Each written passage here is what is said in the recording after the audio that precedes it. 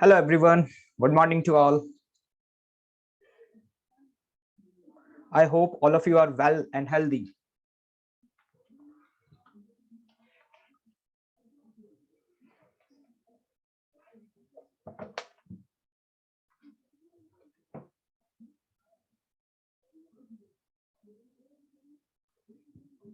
Good morning Ayush. Good morning Nitesh.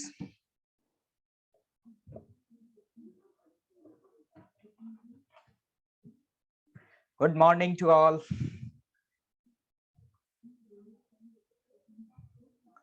Good morning Aditya. Good morning.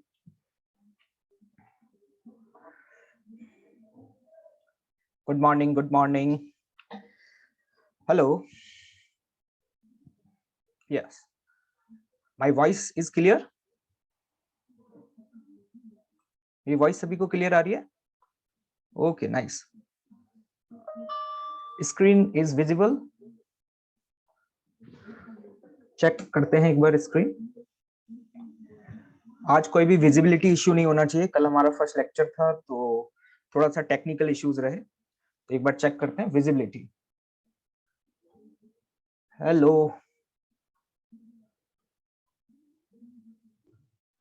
Is it visible?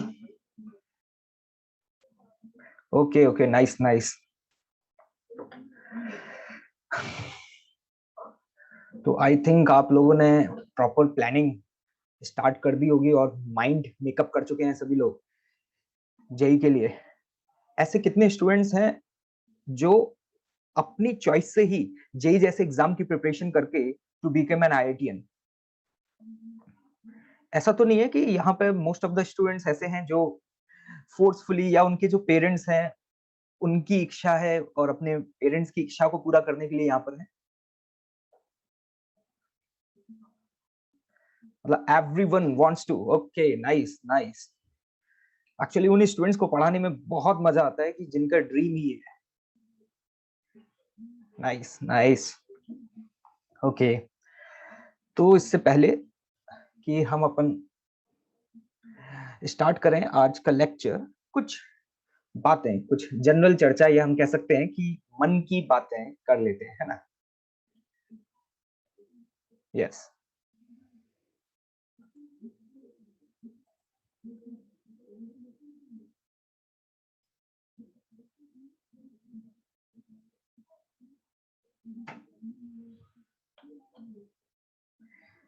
एक दो minute और wait कर लेते हैं और उसके बाद ऑलमोस्ट सभी पार्टिसिपेंट्स ज्वाइन कर लेंगे, देन वी विल स्टार्ट.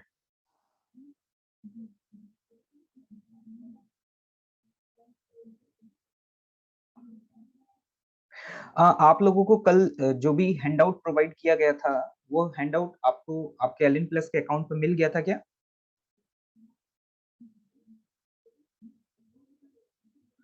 आप एलिन प्लस पे जाकर के डिजिटल मटेरियल में आप देखेंगे तो वहां पे आपको हैंडआउट इजीली अवेलेबल हो जाएगा. Yes, most of the students कह रहे हैं कि उनको मिल गया है, तो डेफिनेटली उनको मिल गया होगा. जिन लोगों को नहीं मिला है, ये वही स्टूडेंट्स हैं जिन्होंने अभी सर्च नहीं किया है.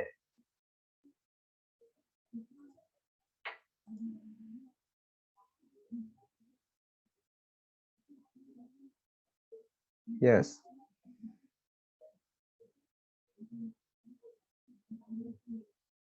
नहीं, मैं अभी हैंडआउट के बारे में पूछ रहा हूँ आप लोगों से. क्या आप लोगों को हैंडआउट मिल गया है? Yes, most of the students कह रहे हैं.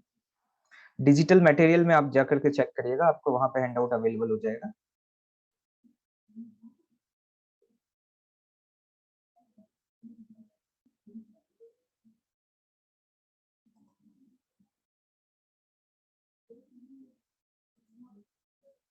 आपकी जितनी भी क्वेरीज हैं अभी क्लियर की जाएंगी. Don't get panic about the situation. प्रणाम. Good morning. Thank you.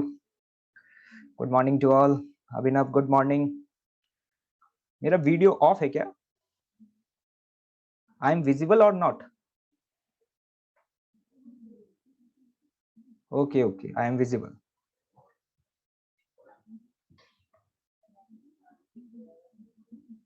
Okay. Okay, everything is perfect. So I think we should start our class. Yes, nice.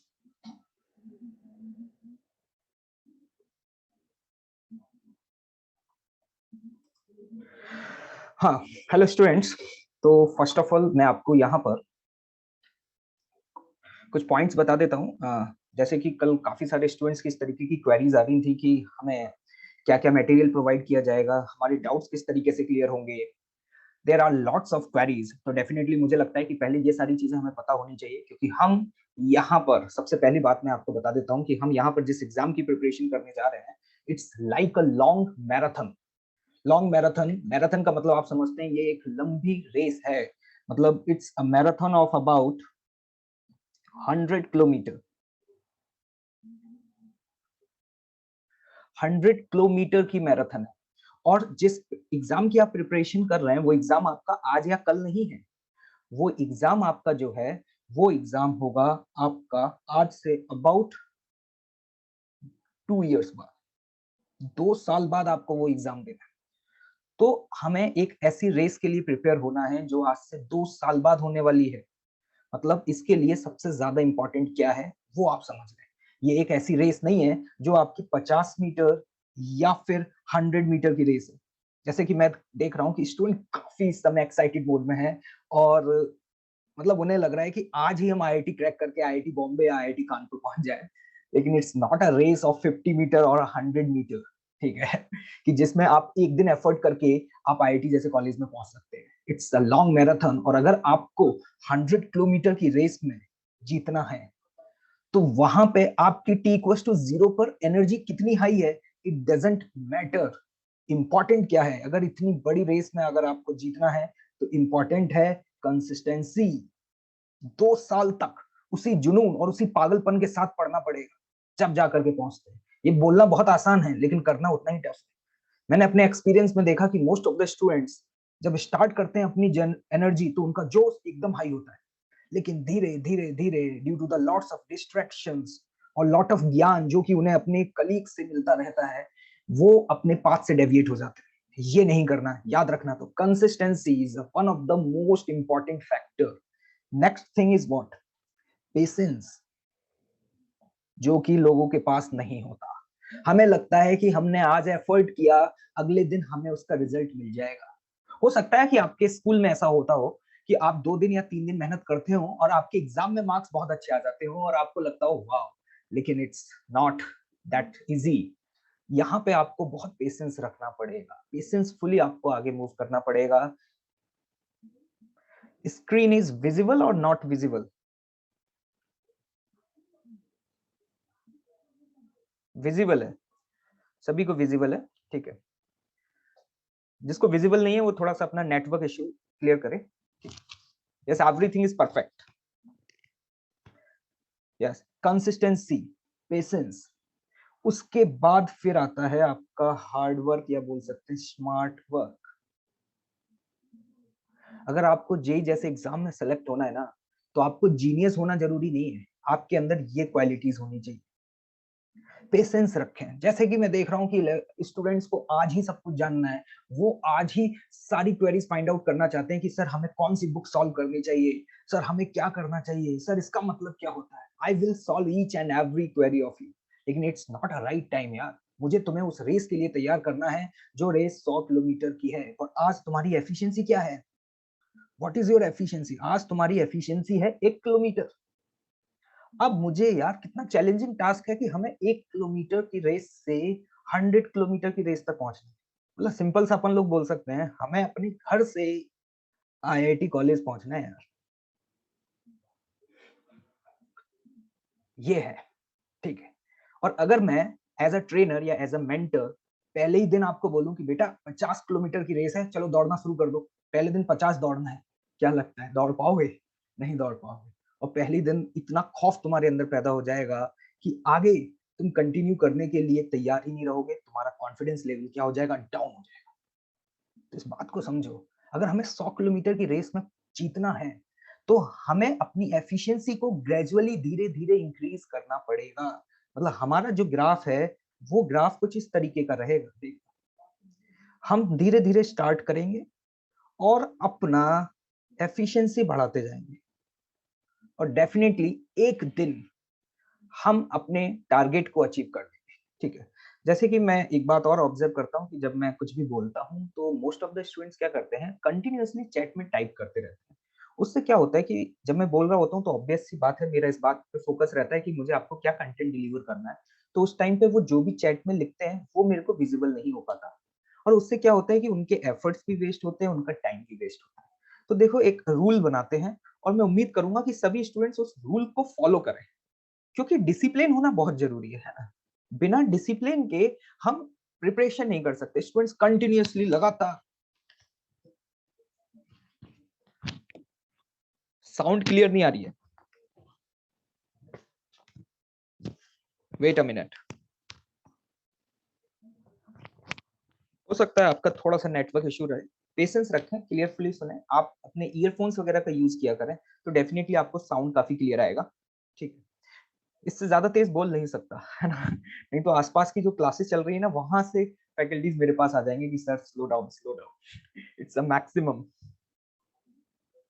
Yes, sound is very much clear. हाँ, तो मैं एक कुछ basics rule हैं जो कि मैं आपको पहले बताना चाहूंगा कि एक्चुअली क्या होता है कि मोस्ट ऑफ द स्टूडेंट्स क्या करते हैं। जैसे कि मैं यहाँ पे देख पा रहा हूँ, प्रियस बाउल लगातार क्लियर है सर, मतलब कंटिन्यूअसली टाइप करते रहेंगे। उससे क्या होता है कि मैं तो, आपके मैसेज मुझे समझ में भी नहीं आ पाते हैं उस समय पे, क्योंकि मैं उस समय कंटेंट डिलीवर कर रहा होता हूँ और आपके द्वारा किए गए एफर्ट्स भी वेस्ट हो जाते हैं। तो अपन लोग क्या करेंगे कि जब मैं कंटेंट डिलीवर कर रहा हूँ, you have to be listen. पहले आपको सुनने की आदत डालनी है। ठीक है, सुने अच्छे से, फिर मैं आपको उसके बाद टाइम दूंगा कि आस्क योर क्वेरीज। उसके बाद आप अपनी क्वेरीज पूछें, तो मैं इंडिविजुअली हर एक एक स्टूडेंट की क्वेरी क्लियर करूंगा।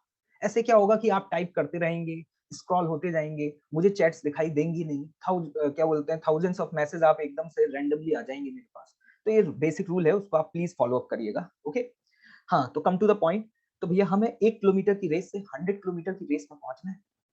तो अब यहाँ पे पहुंचना है, तो एक दिन में तो नहीं पहुंचा जाएगा, हमें अपने आप को तैयार करना है। तो पेशेंसफुली रिलैक्स रह करके, don't get panic about the situation. आपको टाइम टाइम पे बेसिक जनरल स्टेप्स क्या हैं, स्ट्रेटेजीज क्या हैं, वो आपको बताई जाती रहेगी। तो रिलैक्स रहें, धीरे धीरे अपनी स्पीड को बढ़ाएंगे, और डेफिनेटली अगर हमारी ड्रीम है टू बिकम एन आईआईटीएन तो बन के रहेंगे। मेरा नाम तो आप लोगों को पता ही चल गया होगा, ज्यादा कुछ अभी अपने बारे में बताएंगे नहीं, धीरे धीरे आपको सब कुछ पता चल ही जाएगा, है ना। क्या नाम है, याद है कि भूल गए?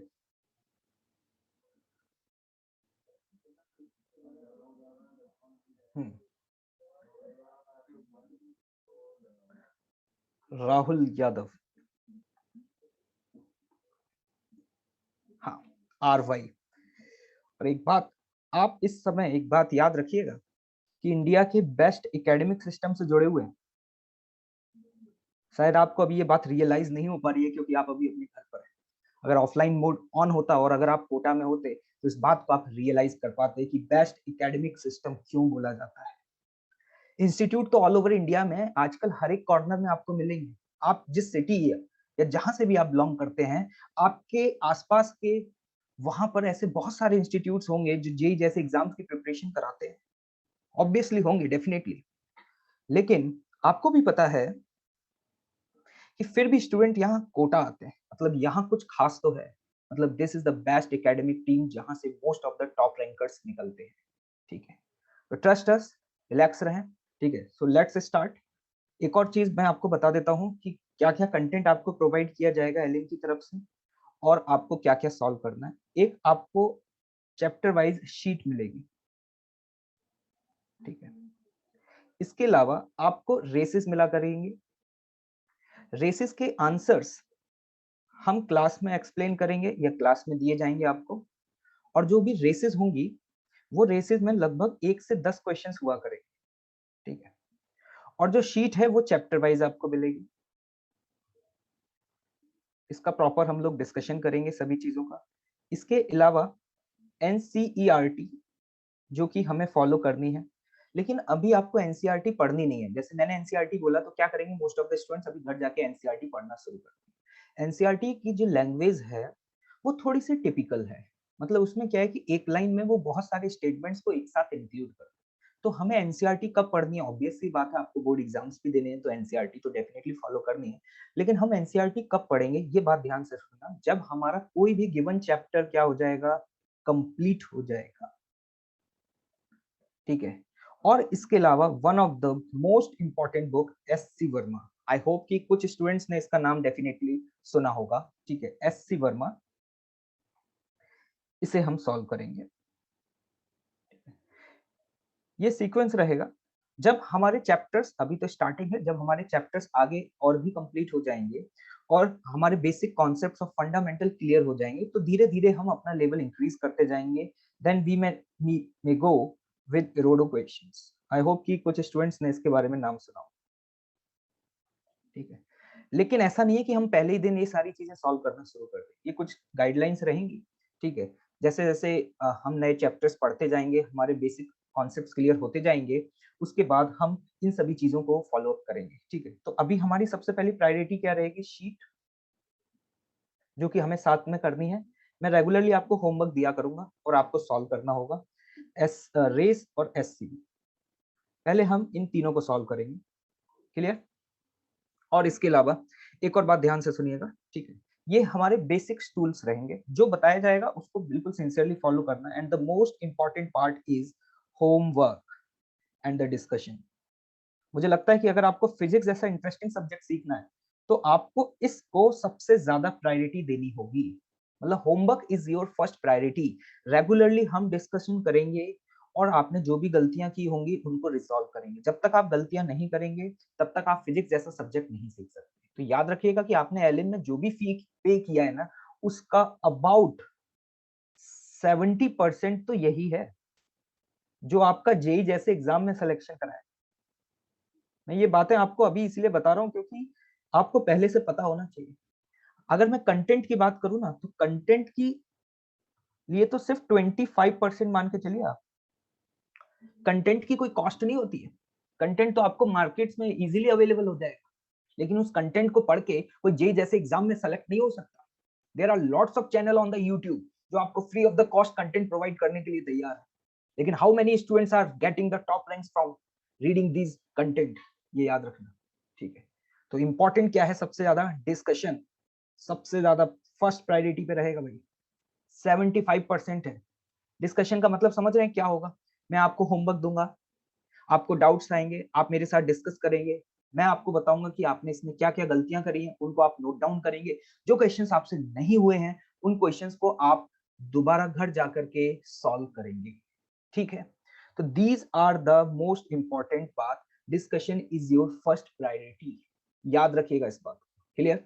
तो ये कुछ बेसिक चीज है। इसके अलावा जैसे जैसे हमें लगता रहेगा कि हमारा चैप्टर और स्ट्रांग होता जा रहा है, हम एलिन का बहुत सारा मटेरियल प्रोवाइड करेंगे। हम अदर रेफरेंस बुक्स को फॉलो नहीं करते हैं, क्योंकि बुक्स में मोस्ट ऑफ द टाइम जो है वो हमारा किल हो जाता है।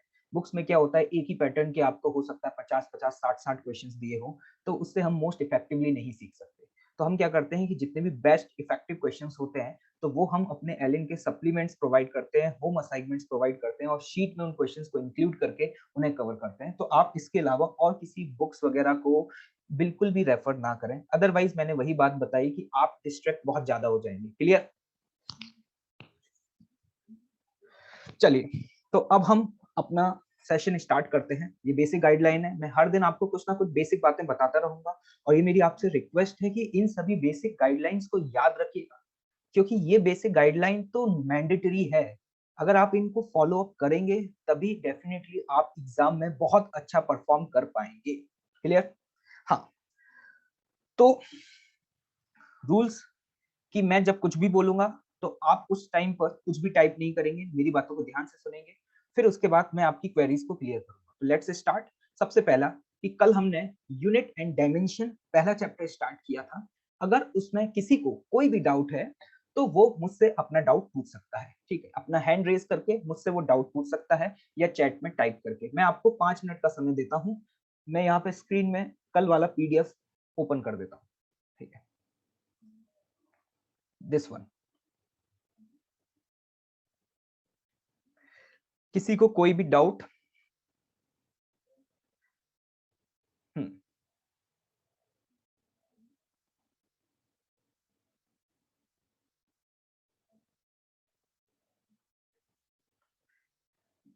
यस, मुझे बस टाइप करते जाएं।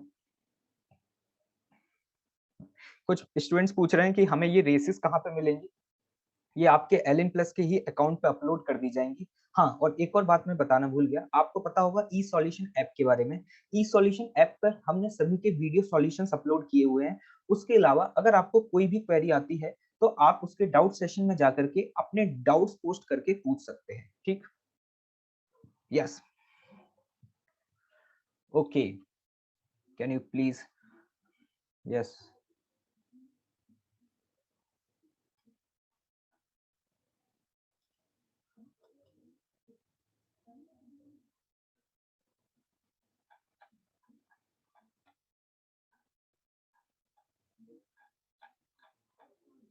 हाँ, मुझे काफी सारे डाउट्स यहाँ मिल गए हैं। चलिए स्टार्ट करता हूँ वन बाय वन। जैसे कि कुछ स्टूडेंट्स को इसमें डाउट आ रहा है कि सर इस मैग्नीट्यूड का मतलब क्या होता है। कल आपने जो यहाँ पे टर्म डिफाइन किया था मैग्नीट्यूड, देखो जब भी हम बात करते हैं किसी फिजिकल क्वांटिटी की, तो डेफिनेटली उस फिजिकल क्वांटिटी को आपको मेजर करना होगा। और अगर उस फिजिकल क्वांटिटी को आपको मेजर करना है, तो जब आप मेजर करेंगे तो जो टर्म निकल करके आएगा दैट इज मैग्नीट्यूड। जैसे कि मैंने कल एक एग्जांपल लिया था, एक रॉड, तो आपने रॉड की लेंथ, मैंने बोला मेजर करो, तो आपने जब रॉड की लेंथ मेजर करी तो आपने क्या बताई, सपोज आपने लेंथ बताई कि वो 2 मीटर है, तो this 2 metre is the magnitude of that physical quantity, जिसमें जो 2 है वो न्यूमेरिकल वैल्यू बता रहा है और जो यू है वो उसकी क्या बता रहा है, यूनिट बता रहा है। क्लियर। और इसके अलावा मैं यहाँ पे ये बात बता रहा था कि किसी भी गिवन फिजिकल क्वांटिटी के लिए n इंटू यू का वैल्यू कांस्टेंट रहता है। जैसे कि फॉर एग्जांपल हमने यहाँ पे एक एग्जांपल देखा था मास वाला 5 kg का, है ना। तो आप यहाँ पे देख पा रहे हैं कि अगर ये मास 5 kg का है तो इसको मैं 5 kg भी लिख सकता हूँ या 500 ग्राम भी लिख सकता हूँ। मतलब न्यूमेरिकल वैल्यू इंटू यू, इन दोनों का प्रोडक्ट हमेशा कॉन्स्टेंट है। जैसे कि मैं 5 kg लिखता हूँ, तो अब अगर मैं यूनिट को चेंज करता हूँ, सपोज मैंने यूनिट को ग्राम किया, तो यूनिट को ग्राम करूंगा तो उसकी न्यूमेरिकल वैल्यू भी चेंज हो जाएगी। लेकिन आप देख पा रहे हैं यहाँ पे अगर इसको मैं N1 बोलता हूँ और इसको मैं अगर U1 बोलता हूँ, इसको अगर मैं N2 बोलता हूँ और इसको अगर मैं U2 बोलता हूँ, तो डेफिनेटली N1 U1 बराबर क्या होगा, N2 U2 होगा। तो अगर आप किसी भी गिवन फिजिकल क्वांटिटी के जब मैग्नीट्यूड की बात करते हैं, तो याद रखिएगा उसकी दो चीजें हैं, एक न्यूमेरिकल वैल्यू और दूसरा unit. Whenever you will change the unit, जब भी आप यूनिट को चेंज करेंगे तो उसकी न्यूमेरिकल वैल्यू कुछ इस तरीके से चेंज होगी कि इन दोनों का प्रोडक्ट क्या रहेगा, कांस्टेंट रहेगा। जैसे कि आप यहाँ पे देख पा रहे हैं, मैंने यहाँ पे जो एग्जांपल लिया था उससे मैं बता रहा था 5 kg बराबर 500 ग्राम। ओके, हाँ, नेक्स्ट टर्म।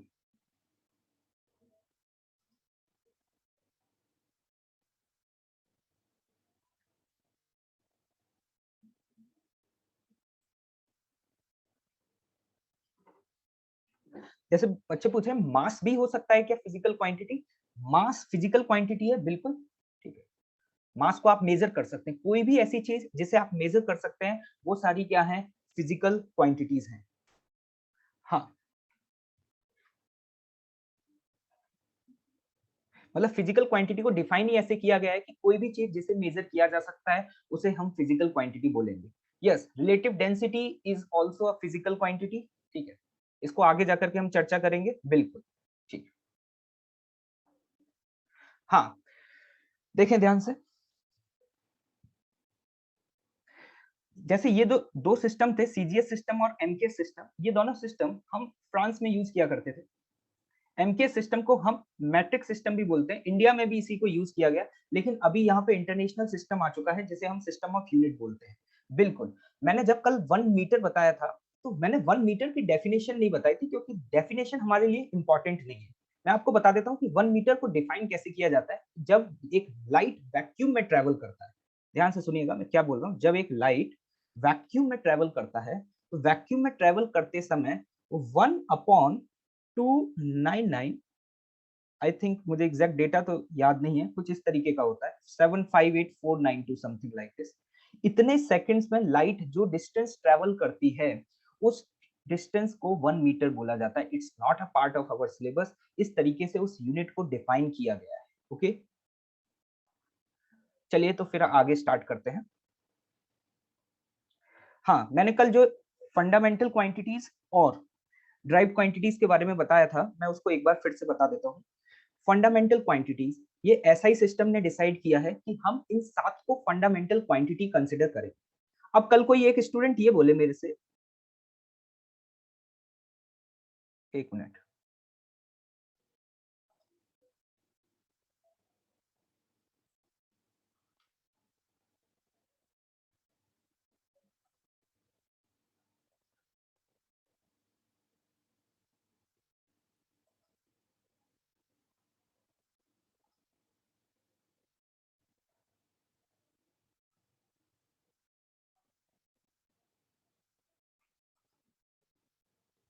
हाँ, जैसे कि ध्यान से सुनिएगा, फंडामेंटल क्वांटिटीज क्या है?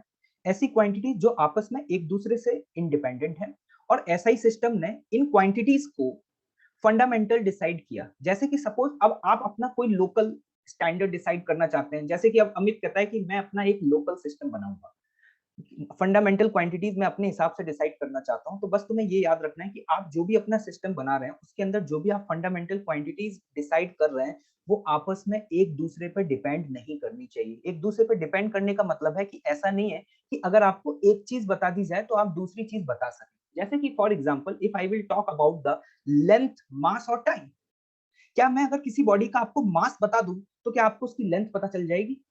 नहीं पता चलेगी। मतलब मास क्या लेंथ पे डिपेंड कर रहा है? बिल्कुल नहीं कर रहा है। अगर मैं आपको कभी किसी भी बॉडी के लिए टेम्परेचर बता दूं तो टेम्परेचर पता होने से क्या आपको उसकी लेंथ, मास और टाइम के बारे में आइडिया लगेगा? नहीं लगेगा। तो इसीलिए एसआई सिस्टम ने ये डिसाइड किया कि हम इन 7 क्वांटिटीज को फंडामेंटल क्वांटिटीज कंसिडर करेंगे जो कि आपस में किसी पर भी डिपेंड नहीं कर रहे। ये सातों की सातों फंडामेंटल क्वांटिटीज आपस में एक दूसरे से क्या है? बिल्कुल इंडिपेंडेंट है। क्लियर? अब ड्राइव्ड क्वांटिटीज क्या होती है? ड्राइव्ड क्वांटिटीज वो क्वांटिटीज होती है जो इन फंडामेंटल क्वांटिटीज की हेल्प से ड्राइव की जाती है। जैसे कि फॉर एग्जांपल, जब मैं बात करता हूं स्पीड की, तो स्पीड को हम लिखते हैं डिस्टेंस अपॉन टाइम। तो डिस्टेंस भी लेंथ है और टाइम तो टाइम। तो लेंथ अपॉन टाइम, लेंथ भी फंडामेंटल क्वांटिटी और टाइम भी फंडामेंटल क्वांटिटीज है। तो जब मैंने दो फंडामेंटल क्वांटिटीज को डिवाइड किया तो मुझे यहां पर एक नई क्वांटिटी मिल गई। ड्राइव का मतलब, ये ड्राइव जो वर्ड है ये वर्ड आया है डेरिवेशन से। मतलब हम ड्राइव्ड क्वांटिटी, दुनिया में तुम जितनी भी क्वांटिटीज पढ़ोगे इन 7 क्वांटिटीज के अलावा, वो सारी की सारी क्वांटिटीज इन गिवन क्वांटिटी से ही क्या होती हैं? ड्राइव होती है। जैसे for example, if I will talk about the force, I will talk about the energy, I will talk about the Planck's constant. इसी तरीके आपको बहुत अलग अलग तरीके के,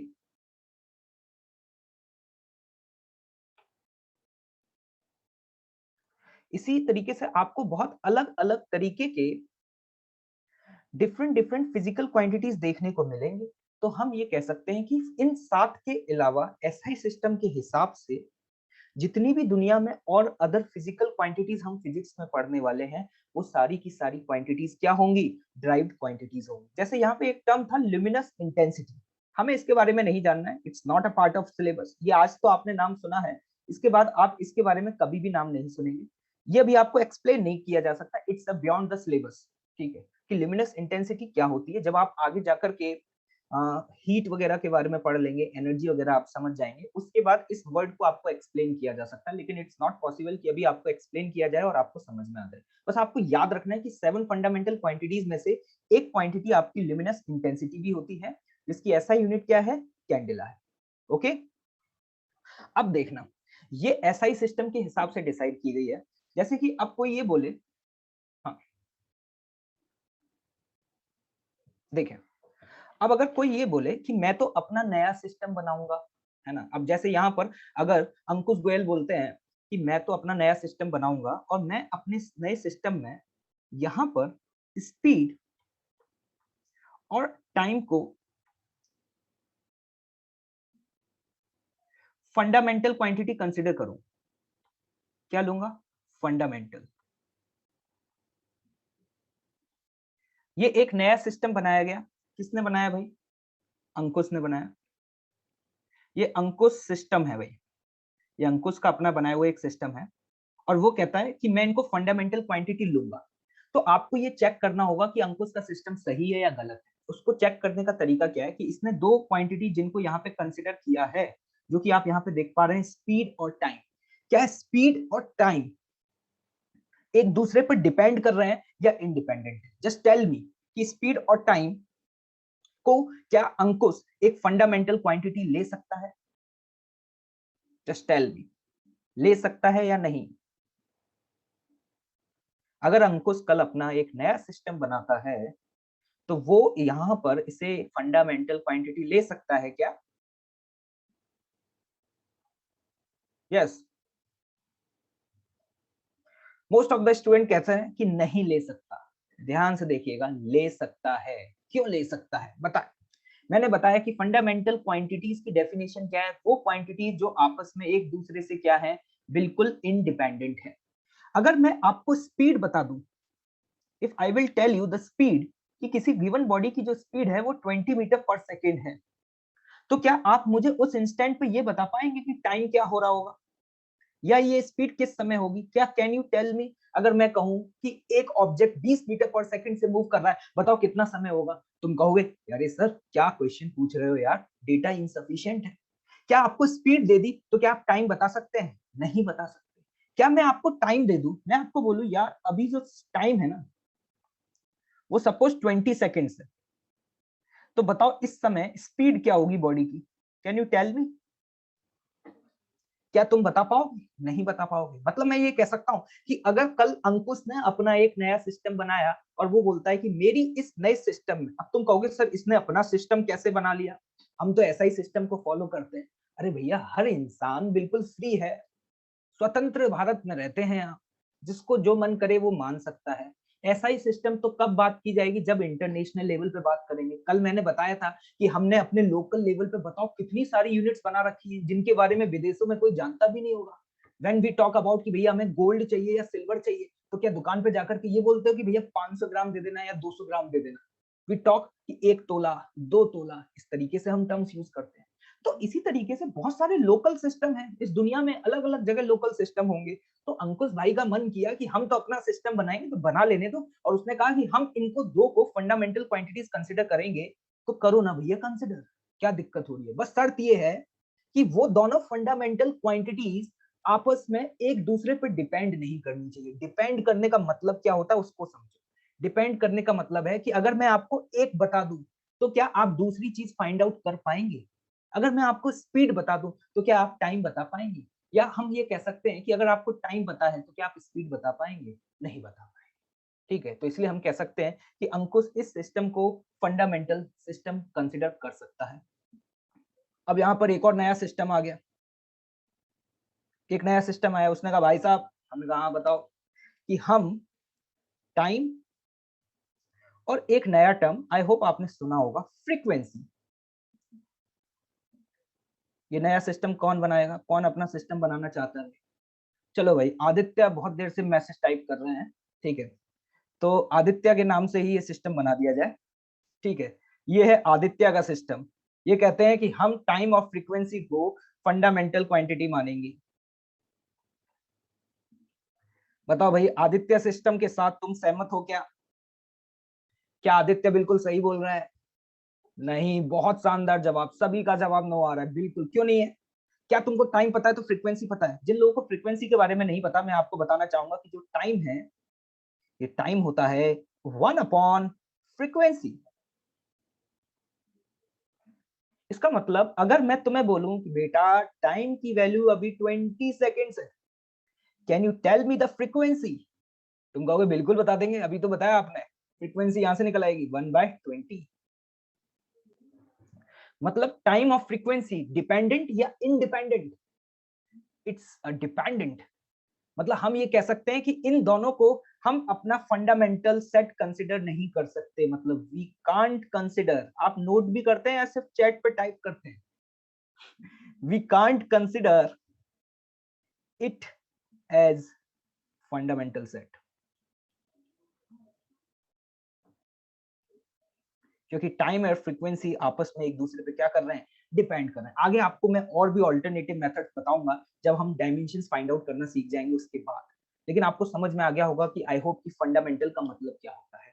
फंडामेंटल क्वांटिटी एसआई सिस्टम के हिसाब से कितनी है? 7। मतलब हमारे लिए एसआई सिस्टम के हिसाब से वो 7 फंडामेंटल क्वांटिटीज हैं। उसके अलावा दुनिया में जितनी भी फंडामेंटल क्वांटिटीज हैं एसआई सिस्टम के हिसाब से वो सारी की सारी सॉरी जितनी भी फिजिकल क्वांटिटीज हैं वो सारी की सारी क्या है आपके लिए ड्राइव्ड क्वांटिटीज है।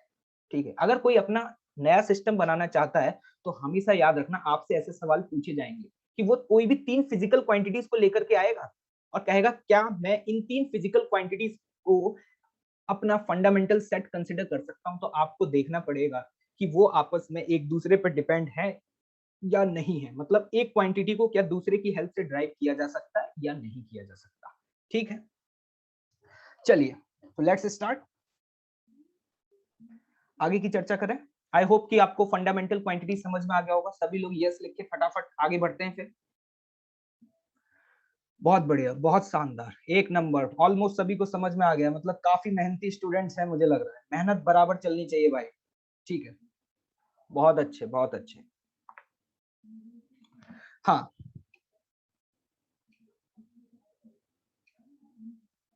यहाँ पे 2 यूनिट्स और हैं जिसके बारे में मैं आगे जाकर के जिक्र करूंगा। कुछ स्टूडेंट्स मुझसे पूछ रहे थे सप्लीमेंट्री यूनिट्स। ठीक है, बस अभी मैं नाम ले रहा हूँ, पैनिक मत होना, आगे जाकर के उनके बारे में भी बताऊंगा कि फंडामेंटल और ड्राइव के अलावा हम 2 अलग अलग तरीके के एंगल्स भी डिफाइन करते हैं जिसको हम सप्लीमेंट्री यूनिट बोलते हैं। बस इतनी बात याद रखना कि सर ने ऐसा कुछ जिक्र किया था, आगे जाकर के हम इसी की बात फिर से करेंगे। ठीक है, लेट्स सी। जैसे कि एक पॉइंट इंपॉर्टेंट नोट जिसे नोट कर लीजिएगा, क्या आई थिंक आज तो आपको सारी चीजें बहुत अच्छे से विजिबल हो रही होंगी, राइटिंग भी समझ में आ रही होगी। ठीक है, कोई दिक्कत नहीं आ रही होगी। लाइक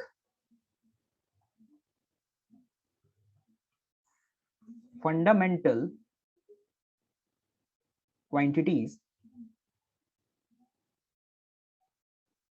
फंडामेंटल यूनिट्स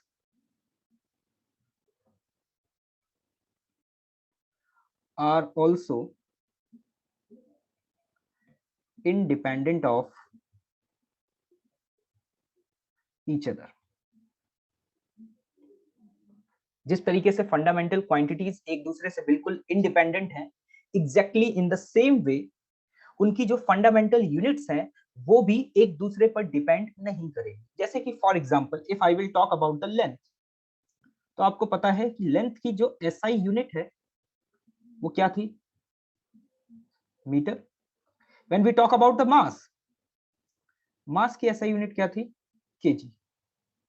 ये इसको हम क्या बोल सकते हैं, फंडामेंटल यूनिट। केजी को भी क्या बोल सकते हैं, फंडामेंटल यूनिट। अगर मैं आपसे ये सवाल पूछूं कि 1 मीटर कितने केजी के बराबर होता है तुम कहोगे अरे सर फिजिक्स थोड़ा बेसिक तो सीख करके आओ, how can you compare a metre with kg. हाँ, क्या बता सकते हो, नहीं बता सकते। ये अगर क्वेश्चन पूछा है तो क्वेश्चन क्या है, लॉजिकल या इलॉजिकल, इलॉजिकल नॉनसेंस क्वेश्चन पूछा है, क्योंकि ये दोनों क्वांटिटीज आपस में एक दूसरे से क्या है, इंडिपेंडेंट है। इसलिए हम फंडामेंटल क्वांटिटीज के करस्पॉन्डिंग जो यूनिट्स होती हैं उन यूनिट्स को हम फंडामेंटल यूनिट्स भी बोलते हैं। इस बात को आपको याद रखना है। ठीक, मुझे उम्मीद है कि ये बातें आपको समझ में आ गई होंगी। ठीक है, अब जैसे कि मैं सपोज यहां पर कुछ ऐसा यूनिट पूछता हूं, ठीक है, आप सिंपली बताना ऐसा यूनिट ऑफ ड्राइव्ड क्वांटिटीज।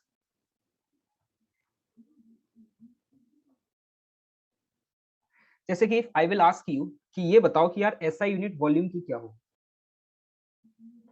पहला पार्ट बहुत सिंपल सी बात, लोग लिख रहे हैं ऐसा यूनिट मीटर क्यूब, अरे भैया क्या कर रहे हो, मीटर क्यूब ऐसा यूनिट होगी क्या, सॉरी मीटर क्यूब ऐसा यूनिट होगी लेकिन लीटर ऐसा यूनिट नहीं होगी। ठीक है, आपको पता है कि वॉल्यूम अगर आपको डिफाइन करना है तो फॉर अ क्यूबॉइड अगर हम बात कर लें तो एक सिंपली लिख सकते हैं length into breadth into height. इसकी भी यूनिट मीटर, इसकी भी यूनिट मीटर और इसकी भी यूनिट मीटर। तो आपको समझ में आ रहा है कि तीनों को मल्टीप्लाई करेंगे तो यहां से एसआई यूनिट क्या आएगी, मीटर क्यूब आएगी। कोई कहता है कि सर आपने क्यूबॉइड का वॉल्यूम क्यों लिया, मैंने कहा ठीक है भाई आप बता दो आप किसका वॉल्यूम लेना चाहते हो। कहता है कि मेरे लिए तो सर मेरा फेवरेट जो है ना वो स्पेयर होता है। मैंने कहा अच्छा, तो तुम स्पेयर की बात कर लो। क्या स्पेयर का वॉल्यूम आप सभी को पता है, 4/3 πr³।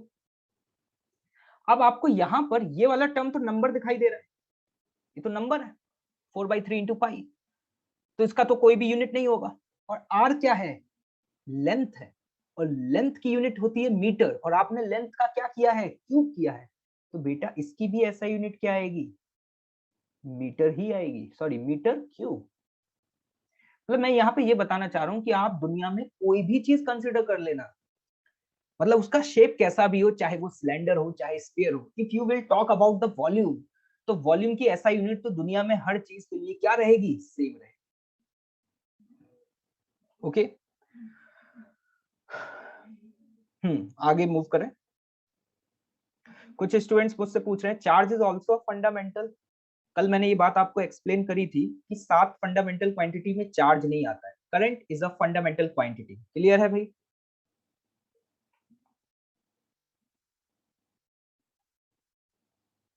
हाँ, अभी मेरी बातें सुनते जाएं, ठीक है, आगे बढ़ते हैं। इसी तरीके से मैं आपसे एक दो और यूनिट्स पूछता हूँ, फिर मुझे समझ में आ जाएगा कि आपको क्या क्या समझ में आया है। क्या आप मेरे को बी पार्ट डेंसिटी की ऐसा यूनिट बता सकते हैं? ये बहुत बेसिक चल रहा है, कोई बहुत बड़ी बातें नहीं चल रही। इसकी ऐसा यूनिट बताओ डेंसिटी की। बिल्कुल सही, केजी पर मीटर क्यूब, क्योंकि मास की ऐसा यूनिट केजी होगी, वॉल्यूम की बात अभी हम कर चुके हैं मीटर क्यूब, तो इसी एक्सप्रेशन को हम ऐसे भी लिख सकते हैं kg metre cube. This is the SI unit of what, density. तो इसका मतलब आपको एक बात तो समझ में आ गई होगी कि अगर आपको किसी भी नई फिजिकल क्वांटिटी की एसआई यूनिट निकालनी है तो उसका फॉर्मूला पता चल जाए तो काम चल जाएगा। मैं अगर आपको अलग अलग फॉर्मूले देते जाऊं अलग अलग फिजिकल क्वांटिटीज की, और आप क्या उसकी यूनिट फाइंड आउट कर पाएंगे? डेफिनेटली कर पाएंगे, मुझे ऐसा लग रहा है। ठीक है, तो चलो एक और चेक कर लेते हैं। किसी ने कहा velocity, velocity is displacement upon time। velocity की क्या होगी यूनिट? बिल्कुल सही, डिस्प्लेसमेंट की मीटर और टाइम की सेकंड, तो हम बोल सकते हैं मीटर सेकंड इनवर्स। इंटरेस्टिंग बात यह है कि आपकी वेलोसिटी कोई भी वेलोसिटी हो, मतलब अलग अलग तरीके की वेलोसिटी हो सकती है, चाहे आपकी एवरेज वेलोसिटी हो। अभी क्या होता है इसके बारे में चर्चा नहीं कर रहे हैं, या फिर इंस्टेंटेनियस वेलोसिटी हो, ये नाम आप आगे जिक्र करेंगे। कोई भी वेलोसिटी हो, हर वेलोसिटी का ऐसा यूनिट तो क्या आएगा भाई, मीटर पर सेकंड ही आएगा। मतलब हम ये कह सकते हैं कि ऐसा यूनिट इस बात पर डिपेंड नहीं करती है कि वो वेलोसिटी एवरेज वाली है या वो वेलोसिटी इंस्टेंटेनियस वाली है।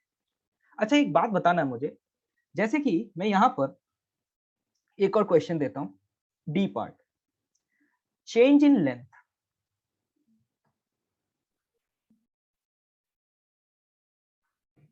इसकी ऐसा यूनिट क्या लिखोगे, जीरो? हाँ चेंज इन लेंथ का मतलब क्या होगा, final length minus initial length, इस तरीके से रिप्रेजेंट किया जा सकता है। ठीक है, चेंज इन लेंथ को ऐसे लिख सकते हैं डेल्टा एल। ठीक, तो अगर आप किसी चीज का चेंज निकाल रहे हैं तो उसकी भी जो एसआई यूनिट होगी वो वही होगी जो सिंपली लेंथ की है।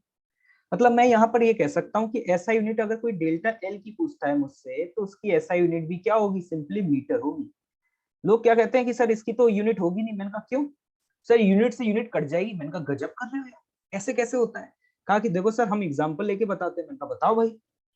कि सर मान लो ये रॉड है जिसका लेंथ है 5 मीटर। मैंने कहा बिल्कुल, इस रॉड में से एक पार्ट हमने काट के निकाल दिया और इसकी लेंथ थी कितनी, 2 मीटर। तो मैं आपसे पूछूं कि रिमेनिंग लेंथ कितनी बची?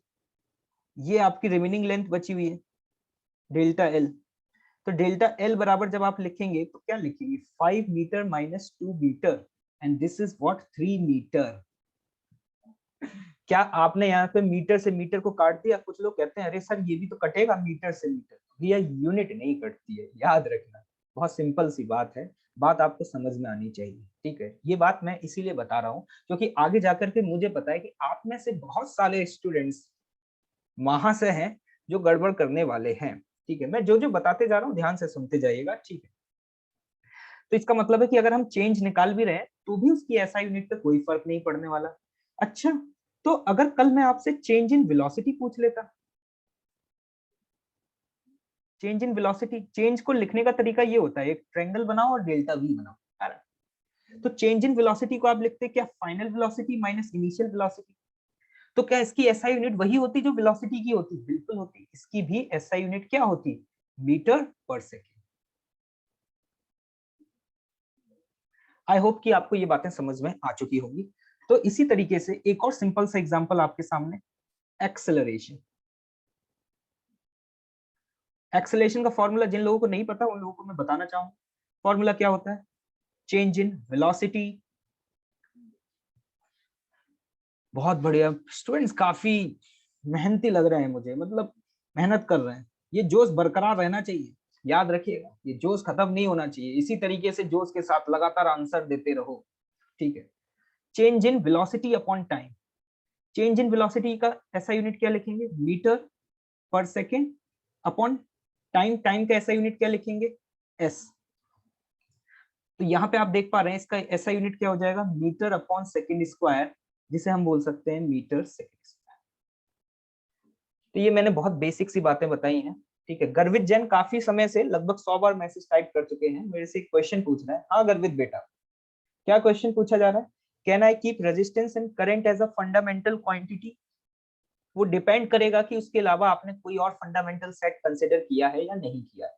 जब क्वेश्चन आएगा तो वहां पर आपको इस तरीके के क्वेश्चंस हैंडल करने को मिलेंगे, तो आपको देख करके बिल्कुल समझ आ जाएगा, ठीक है। अगर सिर्फ करंट और रेजिस्टेंस की बात कर रहे हैं तो डेफिनेटली करंट और रेजिस्टेंस को मैं फंडामेंटल क्वांटिटी कंसिडर कर सकता हूँ। कैसे, अगर मैं बोलूं कि किसी वायर में 2 एम्पियर का करंट जा रहा है, तो क्या तुम बता पाओगे कि उस वायर का रेजिस्टेंस क्या है, नहीं बता पाओगे। मतलब करंट रेजिस्टेंस पर कंप्लीटली डिपेंडेंट नहीं है। आपने अगर ओम्स लॉ पढ़ी हो तो आपको पता होगा कि V बराबर IR होता है, ठीक है। ठीक है, चलिए आगे बढ़ते हैं। और अभी जो चीजें एक्सप्लेन की जा रही है उन पर थोड़ा सा विशेष ध्यान रखा जाए, ठीक है। सारे डाउट्स आप एक साथ लास्ट में पूछिएगा, मैं एक बार में क्लियर कर दूंगा, ठीक है। तो मेरे को उम्मीद है कि आप लोग यहाँ से यूनिट्स तो निकालना सीख चुके हैं। तो हम आगे जाकर के अलग अलग फिजिकल क्वांटिटीज की यूनिट जब भी पूछेंगे, तो अगर मैं आपको फॉर्मूला बताऊंगा तो आप उसकी यूनिट बता पाएंगे। अच्छा चलो एक और पूछ लेता हूँ, जब स्टूडेंट्स इतने स्मार्ट लग रहे हैं मुझे, तो यार फोर्स की एसआई यूनिट क्या होगी। फोर्स का फॉर्मूला होता है मास इंटू एक्सेलरेशन, जिसे अपन लोग m इंटू ए भी लिखते हैं। हाँ बताओ क्या लिखोगे, फोर्स की एसआई यूनिट क्या बताओगे, बता पाओगे। मास की एसआई यूनिट क्या होती है, केजी। एक्सेलरेशन की एसआई यूनिट अभी तो निकाला था, क्या थी, मीटर अपॉन सेकेंड स्क्वायर। इसी एक्सप्रेशन को मैं ऐसे भी लिख सकता हूँ, केजी मीटर सेकेंड की पावर दिस वन। क्या समझ में आ रही है ये बात, ये एसआई यूनिट है। और एक और बात, कभी कभी क्या होता है कि कुछ फिजिकल क्वांटिटीज कुछ साइंटिस्ट ने डिस्कवर की होती हैं, तो ऑब्वियस है उन साइंटिस्ट को भी तो इज्जत देनी पड़ेगी ना। तो इस KG metre per second square को ही पता है एक और नाम दिया जाता है, दैट इज व्हाट, न्यूटन। अगर आप न्यूटन बोल रहे हैं या KG metre per second square बोल रहे हैं, इन दोनों का मतलब सेम है, ठीक है। मतलब न्यूटन का मतलब ही ये हुआ कि KG metre per second square. Sir Newton क्यों बोला, क्योंकि जिन साइंटिस्ट ने फोर्स का जिक्र किया था तो उनको थोड़ा सा इज्जत देना तो बनता था, रिस्पेक्ट देने की बात थी, तो इसलिए उन साइंटिस्ट का नाम यहाँ पे आ गया। अच्छा एक और चीज पूछ लेता हूँ, वर्क, वर्क की एसआई यूनिट बताएं। हाँ, वर्क का फॉर्मूला जिन लोगों को याद नहीं है वो ध्यान से सुन लीजिएगा, उसका क्या फॉर्मूला था, फोर्स इंटू डिस्प्लेसमेंट। अभी आपने फोर्स की एसआई यूनिट निकाली है, ऊपर लिख चुके हैं, क्या लिखी थी, kg metre upon second square. Displacement, displacement की एसआई यूनिट भी क्या लिखेंगे, मीटर। तो बताएं यहाँ से यूनिट क्या आ रही है आपकी, kg metre square upon second square. इसी को ऐसे भी लिख सकता हूँ, केजी मीटर स्क्वायर सेकेंड की पावर -2। आई होप आप नोट डाउन भी कर रहे हैं। इसी को पता है क्या बोलते हैं, इसी को बोलते हैं जूल। बहुत बेसिक बेसिक बातें बताई जा रही हैं, कोई बहुत बड़ी रॉकेट साइंस नहीं है, कोई यहाँ पे रिसर्च नहीं चल रही है नासा में। सिंपल सिंपल बातें बताई जा रही हैं जो कि आगे फिजिक्स में बहुत ज्यादा यूज होंगी। मतलब जूल अगर बोला जा रहा है तो इसका मतलब है कि that is also kg metre per second square. ये जो नए नए नाम आप सुन रहे हैं, जूल्स, न्यूटन, ये एक्चुअली क्या है कि जिन साइंटिस्ट ने इन गिवन फिजिकल क्वांटिटीज के बारे में बात करी, या हम कह सकते हैं जिन साइंटिस्ट ने इन गिवन फिजिकल क्वांटिटीज को डिस्क्राइब किया, उनके लिए, उनको रिस्पेक्ट देने के लिए कुछ फिजिकल क्वांटिटीज का नाम उनके नाम से भी जाना जाता है। ठीक है, चलिए आगे बढ़े। बहुत बढ़िया। अब मैं यहाँ पर एक नया टर्म डिफाइन करने जा रहा हूँ। मुझे उम्मीद है कि आपको, अगर देखिए आपको फॉर्मूले याद नहीं है तो उतना पैनिक होने की जरूरत नहीं है। कुछ कुछ बेसिक बेसिक फॉर्मूले हैं जो आप याद कर लीजिएगा। ठीक है, हमारा मेन ऑब्जेक्टिव यहाँ पे क्या रहेगा कि मैं आपको कोई भी गिवन फॉर्मूला दूंगा, आपको उसकी यूनिट फाइंड आउट करनी होगी, और साथ ही साथ यहाँ पर एक नया टर्म हम सीखने जा रहे हैं जो कि अब मैं नेक्स्ट पेज पे लिखने जा रहा हूँ, and this is what dimensions. हमारा मेन ऑब्जेक्टिव है कि हम डिफरेंट डिफरेंट फिजिकल क्वांटिटीज के डायमेंशंस फाइंड आउट करना चाहते हैं। What is the meaning of dimension? तो सबसे पहले हम नोट डाउन करेंगे, उसके बाद फिर समझेंगे कि डायमेंशन का मतलब क्या होता है।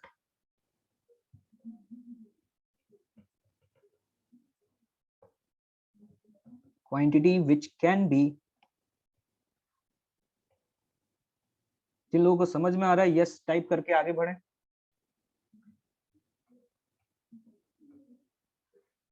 बहुत बढ़िया। quantities which can be expressed in terms of fundamental physical quantities।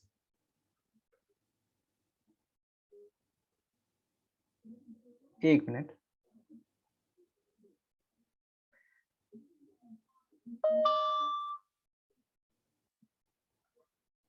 ये थोड़ा सा चेंज करते हैं, ये derived quantities की definitions थी, सॉरी। हाँ, when a physical quantity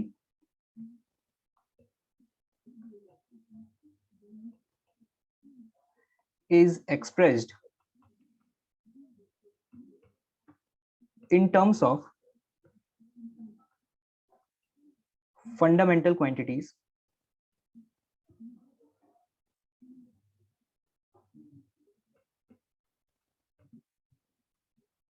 it is written as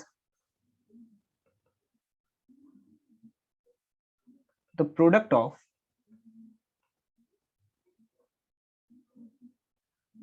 different power। अभी नोट डाउन करते जाइएगा, don't get panic, I will explain each and everything in detail of the fundamental quantity।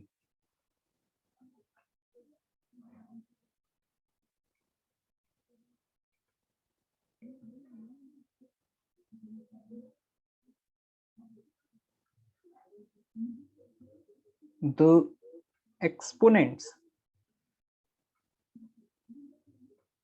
of base, या हम इस base quantity को एक और नाम देते हैं, बेस क्वांटिटी बोले या फंडामेंटल क्वांटिटी, दोनों का मतलब सेम है। The exponent of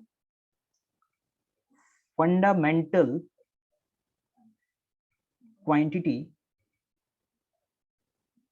that enters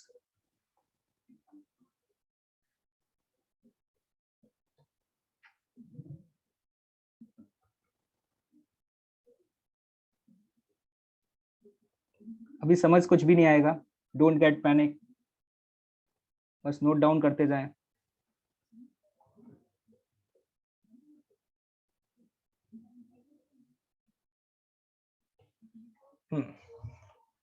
Yes, when a physical quantity is expressed in terms of fundamental quantities, it is written as a product of different powers of a fundamental quantity।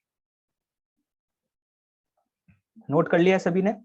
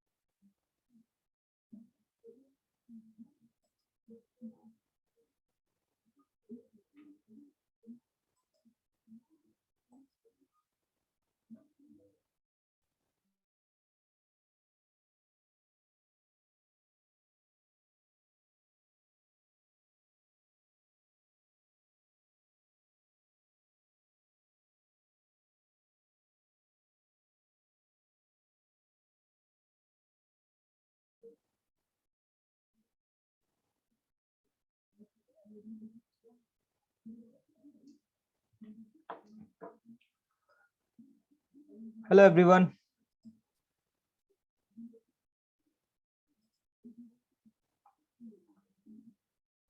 Yes, everyone is note down.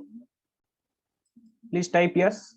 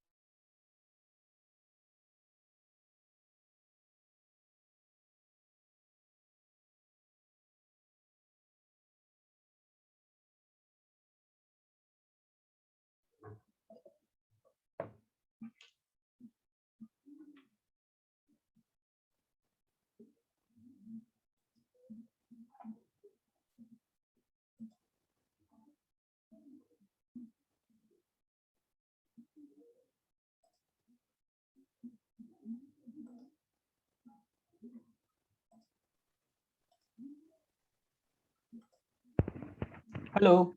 I have noted, sir. Okay. Wait a minute. थोड़ा सा internet issues है.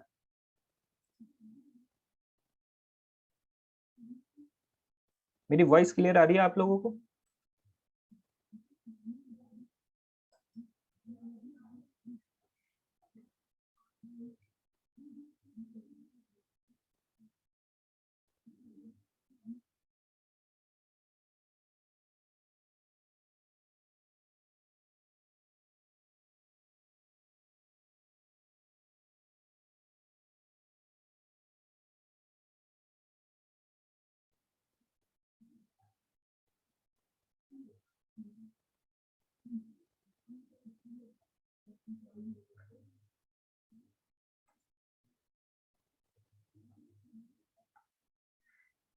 Okay.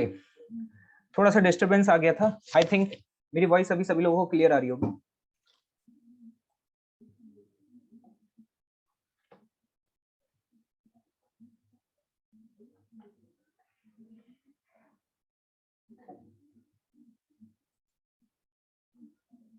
हाँ. तो देखिए, when we talk about the dimensions, जब हम बात करते हैं डायमेंशंस की, तो डायमेंशंस हमें क्या बताते हैं? आपको पता है कि जैसे कि आपने जब भी कोई क्वांटिटी ड्राइव की, तो उस क्वांटिटी को आपने ड्राइव कैसे किया? फंडामेंटल क्वांटिटीज को आपस में मल्टीप्लाई करके. तो जब हमने उन फंडामेंटल क्वांटिटीज को आपस में मल्टीप्लाई या डिवाइड वॉटएवर जो भी किया, तो हमें एक नई क्वांटिटी मिली जिसको हमने ड्राइव्ड क्वांटिटी बोला था. तो जो डायमेंशंस हैं दैट टेल अबाउट कि उन फंडामेंटल क्वांटिटीज में आपस में क्या रिलेशन रहा जब जाके हमें एक नई ड्राइव्ड क्वांटिटी मिली.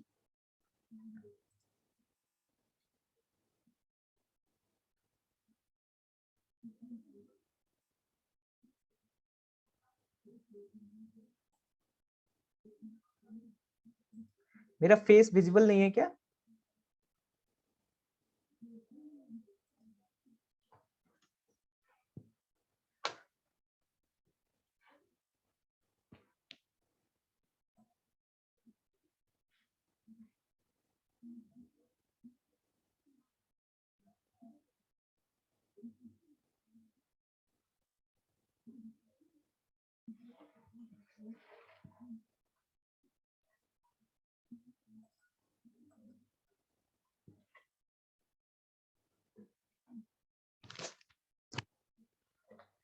Hello, mic check.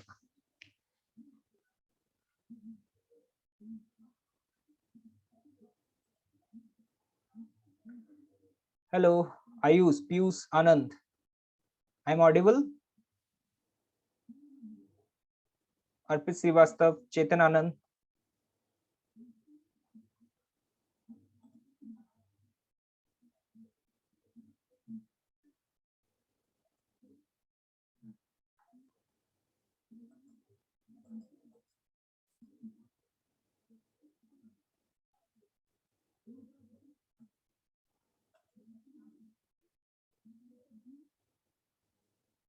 ओके, चलिए स्टार्ट करते हैं, थोड़ा सा लैग आ गया था।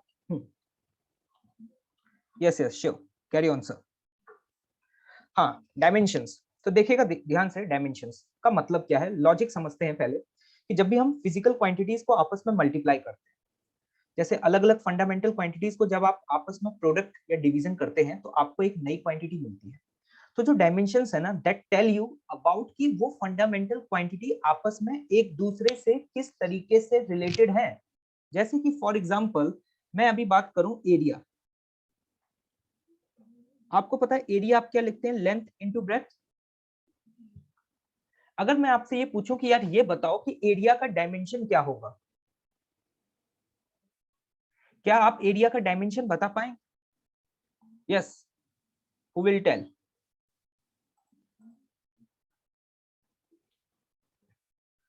हाँ देखिए, डायमेंशन, पहली बात तो मैं आपको बताता हूँ कि जब भी हमें डायमेंशन निकालना होता है तो इस तरीके से रिप्रेजेंट करते हैं। अगर मैंने इस तरीके से ब्रैकेट के अंदर किसी चीज को क्लोज कर दिया, ये जो आपको ब्रैकेट दिखाई दे रहा है ना, ब्रैकेट, इसका मतलब ये है कि we have to find what, dimensions.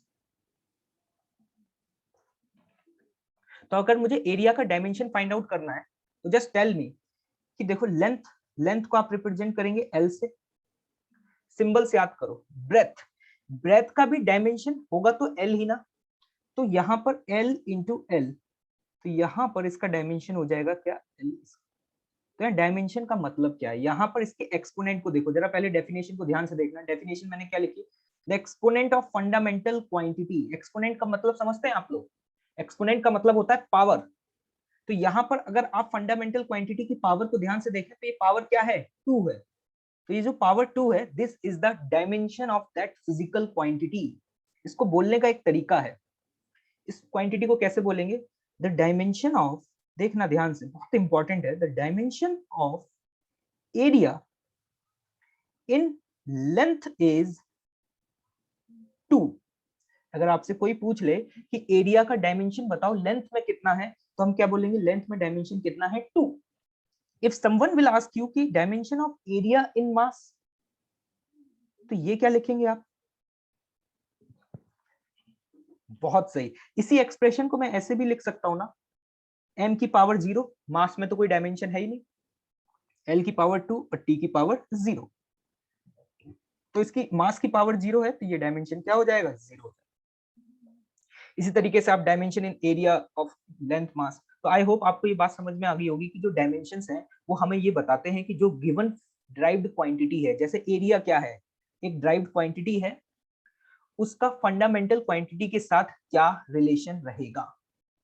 ठीक, अगर हमें किसी भी गिवन फिजिकल क्वांटिटी का डायमेंशन पता होगा तो हम उसकी यूनिट भी फाइंड आउट कर पाएंगे।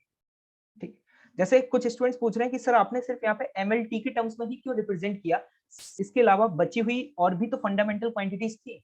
बिल्कुल थी, लेकिन जब हम मैकेनिक्स की बात कर रहे होते हैं तो there is no need to express all the things. ठीक है, जिसकी पावर 0 है, अगर आप उसको नहीं भी लिखेंगे तो कोई फर्क नहीं पड़ता, it's a standard representation. Mechanics में हम जनरली 3 ही फंडामेंटल क्वांटिटीज के साथ डील करते हैं, मास, लेंथ और टाइम। ठीक है, इसीलिए हम मैकेनिक्स में सिर्फ इन 3 फंडामेंटल क्वांटिटीज का ही जिक्र करते हैं, बची हुई क्वांटिटीज का जिक्र नहीं करते हैं। ठीक है, जैसे कि फॉर एग्जांपल अगर मैं आपके सामने यहां पर अगला क्वेश्चन दूं, देखिएगा ध्यान से, डेंसिटी, बी पार्ट, इस डेंसिटी को मैंने ऐसे रो से रिप्रेजेंट किया। अब मैं आपसे पूछूं कि यार ये बताओ कि डेंसिटी का डायमेंशन क्या होगा। तो देखो, सबसे पहले किसी के भी डायमेंशन निकालने के लिए, मैं फिर से एक्सप्लेन कर रहा हूं, ध्यान से सुनना, किसी भी क्वांटिटी का डायमेंशन निकालने के लिए उसका फॉर्मूला लिखें। तो डेंसिटी का फॉर्मूला आपको पता होगा, अभी हमने ऊपर यूनिट निकाली थी तब लिखा था, मास अपॉन वॉल्यूम। क्लियर? अब देखना, मुझे डायमेंशन लिखने हैं तो रिप्रेजेंटेशन क्या होगा, इस तरीके से ब्रैकेट के अंदर बंद कर दो, मास, मास का सिंबल, मास तो अपने आप में ही एक फंडामेंटल क्वांटिटी है, दैट इज m, मास का डायमेंशन m हो गया। वॉल्यूम, याद करो वॉल्यूम का डायमेंशन क्या होगा, वॉल्यूम कैसे मिलता है, जब हम 3 लेंथ को आपस में मल्टीप्लाई करते हैं, 3 लेंथ को आपस में मल्टीप्लाई करने का मतलब l l इंटू एल, मतलब इसी एक्सप्रेशन को मैं ऐसे लिख सकता हूँ, m इंटू एल की पावर -3, ब्रैकेट में बंद किया जा रहा है, तो इसका मतलब ये डायमेंशन है। मैं उम्मीद कर रहा हूँ कि सभी को समझ में आ रहा होगा। इसमें मास की पावर कितनी है, 1। अगर कोई आपसे पूछे कि डायमेंशन ऑफ डेंसिटी इन मास, मास में बताओ क्या लिखोगे? आंसर बहुत सही, इट विल बी व्हाट? 1। और dimension of density in length, it will be 3 और -3? -3। नाइस। क्या सभी को डायमेंशन कैलकुलेट करना आ गया है? मैं अगर आपको फॉर्मूला बता दूंगा कि आप डायमेंशन फाइंड आउट कर पाएंगे? आपको डायमेंशंस क्या बताना चाहता है? What it will give the information. जैसे मैं यहाँ पे डायमेंशन बोलता हूँ कि डेंसिटी का जो डायमेंशन है वो ये है m इंटू एल की पावर -3, तो इसका मतलब ये आपको ये बताना चाह रहा है कि आप फिजिकल फंडामेंटल क्वांटिटी में मास को लेंथ की पावर 3 से डिवाइड करेंगे, then you will get the density. Hope कर रहा हूं कि ये बात आपको समझ में आ गई होगी। मतलब डायमेंशंस टेल कि कोई भी आपको जो ड्राइव्ड क्वांटिटी मिल रही है वो उन फंडामेंटल क्वांटिटीज को आपस में किस तरीके से मल्टीप्लाई या डिवाइड करने पर मिल रही है, that will tell you the dimension. और इंटरेस्टिंग बात कि अगर आपको किसी का डायमेंशन पता है तो आपको इसकी यूनिट भी पता है। If I will ask you कि बताओ इसकी यूनिट क्या होगी, तो आपको आप कैलकुलेट भी कर चुके हैं। मास की ऐसा यूनिट केजी और एल की ऐसा यूनिट, मतलब लेंथ है ये, लेंथ की ऐसा यूनिट क्या हुआ करती थी? लेंथ की ऐसा यूनिट मीटर, तो वो हम ऑलरेडी कैलकुलेट कर चुके हैं। तो उम्मीद कर रहा हूँ कि ये बात समझ आ गई होगी। अब मैं आपको एक सवाल दे रहा हूँ, आपको सॉल्व करके जल्दी से बताना है कि उसके डायमेंशंस क्या होंगे। ठीक है, C part, force, tell the dimensions. Force को इस तरीके से एफ से रिप्रेजेंट करता है, जस्ट टेल कि इसके डायमेंशंस क्या होंगे। बहुत बढ़िया, बहुत बढ़िया। आयुष ने अच्छा आंसर दिया, अवेक भी बहुत सही, सभी लोग सही आंसर दे रहे हैं। मुझे उम्मीद है कि सभी को समझ में आ गया होगा। देखो फोर्स को लिखने का तरीका क्या है, मास इनटू एक्सेलरेशन, थोड़ी देर पहले एक्सप्लेन किया था। मास का डायमेंशन, मास तो अपने आप में ही एक फंडामेंटल क्वांटिटी है, मास का डायमेंशन क्या होगा? m होगा। एक्सेलरेशन, याद करो एक्सेलरेशन क्या था? वेलोसिटी अपॉन टाइम, या change in velocity upon time. तो एक्सेलरेशन का डायमेंशन बताओ क्या लिखो जल्दी, क्विक। m l t की पावर -1 अपॉन t। ये बात समझ आई कैसे लिखा है? मास इंटू एक्सेलरेशन, ये एक्सेलरेशन का डायमेंशन है। ये वैल्यू आपके पास आ जाएगी m l t की power -2। This is the dimension of force. Clear? Arpit Shrivastava मुझसे पूछ रहे हैं कि एंगल ड्राइव्ड क्वांटिटी है या फिर फंडामेंटल क्वांटिटी है। तो मैं बताना चाहूंगा ना तो एंगल ड्राइव्ड है ना फंडामेंटल है। एंगल एक स्पेशल टाइप की क्वांटिटी है जो कि हम आगे जाकर के पढ़ेंगे। ठीक है, ये था फोर्स का डायमेंशन। ठीक है, फोर्स का डायमेंशन कैसे निकाला समझ में आया? एक बार मैं फिर से इसको एक्सप्लेन कर देता हूं दोबारा से। फोर्स का डायमेंशन निकालने के लिए आपको एक्सेलरेशन का डायमेंशन निकालना पड़ेगा। एक्सेलरेशन का डायमेंशन, मैं एक्सेलरेशन को यहाँ ए से रिप्रेजेंट कर रहा हूँ। तो सबसे पहले तो आपको एक्सेलरेशन का फॉर्मूला पता होना चाहिए। एक्सेलरेशन बराबर आप क्या लिखते हैं? एक्सेलरेशन बराबर आप लिखते हैं the change in velocity divided by time. This is the formula. अब मैंने कहा एक्सेलरेशन का डायमेंशन बताना है, तो उसके लिए आपको वेलोसिटी का डायमेंशन पता होना चाहिए। और वेलोसिटी आपको पता है डिस्प्लेसमेंट अपॉन टाइम। तो वेलोसिटी का डायमेंशन क्या लिखेंगे? l इंटू टी की पावर -1 अपॉन टाइम। तो यहां से आपके पास एक्सेलरेशन का डायमेंशन आ जाएगा दिस वन। और ये जो एक्सेलरेशन का डायमेंशन निकल के आया, इसी की वैल्यू को मैंने यहाँ पे पुट कर दिया। अगर आप ध्यान से देख पा रहे हैं तो इसी वैल्यू को यहाँ से उठा करके यहाँ सब्स्टिट्यूट कर दिया गया है। तो एक्सेलरेशन का डायमेंशन आपको पता चल गया तो फोर्स का डायमेंशन पता चल जाएगा। क्लियर? सभी को क्लियर है? डायमेंशंस का मतलब समझ में आया, कैसे कैलकुलेट करते हैं? ठीक है, मैं आपसे अगला सवाल पूछ रहा हूँ, आपको जल्दी जल्दी बताते जाना है। ठीक है, मोमेंटम, मोमेंटम का फॉर्मूला होता है m इंटू वी। इसमें m है मास और v है वेलोसिटी। बता पाएंगे? मोमेंटम का डायमेंशन लिखना है, देखने का तरीका समझे। मास, मास का डायमेंशन क्या होगा? m। वेलोसिटी का डायमेंशन याद हो जाना चाहिए। वेलोसिटी का डायमेंशन क्या था? l इंटू टी की power -1। This is the dimension. अगर आपसे कोई पूछ ले मोमेंटम का मास में डायमेंशन कितना है 1, लेंथ में डायमेंशन कितना है 1 और टी में डायमेंशन कितना है -1, कितने लोगों को ये बात समझ में नहीं आई है?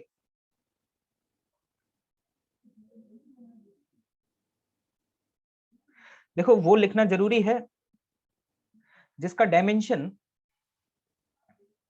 नॉन जीरो है, जिसका डायमेंशन जीरो है उसको लिखने की आपको यहाँ पे जरूरत नहीं है, ठीक है।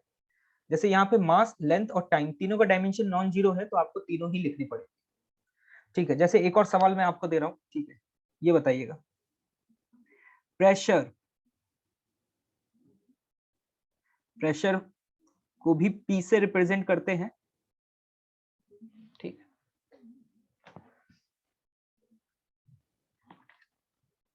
प्रेशर देखते, जिन लोगों को थोड़ा भी डाउट है ना वो देखते जाए, हम यहाँ पे बहुत सारे ऐसे सवाल सॉल्व करने वाले हैं। प्रेशर का अगर मुझे डायमेंशन निकालना है तो सबसे पहले मुझे फॉर्मूला पता होना चाहिए। सपोज फॉर्मूला मैं लिख करके आपको देता हूँ। प्रेशर का फॉर्मूला होता है फोर्स अपॉन एरिया। तो अब आपको यहाँ पे फोर्स का डायमेंशन चाहिए और एरिया का डायमेंशन चाहिए। तो मुझे अगर यहाँ पे प्रेशर का डायमेंशन लिखना है तो फोर्स का डायमेंशन पता होना चाहिए, और अभी अपन लोगों ने फोर्स का डायमेंशन निकाला था, ml इंटू टी की पावर -2। तो हम यहाँ पे कह सकते हैं कि हम यहाँ पे फोर्स का डायमेंशन लिखेंगे ml टी की पावर -2 अपॉन एरिया। एरिया का डायमेंशन बताओ क्या लिखोगे, एल स्क्वायर। अब इस एक्सप्रेशन को आपको सिंप्लीफाई करना पड़ेगा, इसको आप ऊपर ले जाएं तो इसी एक्सप्रेशन को आप कैसे लिखेंगे, m इंटू एल की पावर -1 और t की पावर -2। आई होप कि ये समझ में आ गया होगा कि ये एक्सप्रेशन किस तरीके से लिखा गया। जैसे आप पावर को ऊपर ले जाएंगे तो -2 बन जाएगी, तो यहाँ पर ये प्रेशर का डायमेंशन आ जाएगा। मैं बहुत सारे स्टूडेंट्स बिल्कुल सही आंसर दे रहे हैं, मुझे उम्मीद है कि सभी को बहुत अच्छे से समझ में आ रहा है। पीयूष आनंद, हाँ बेटा बताओ क्या डाउट है।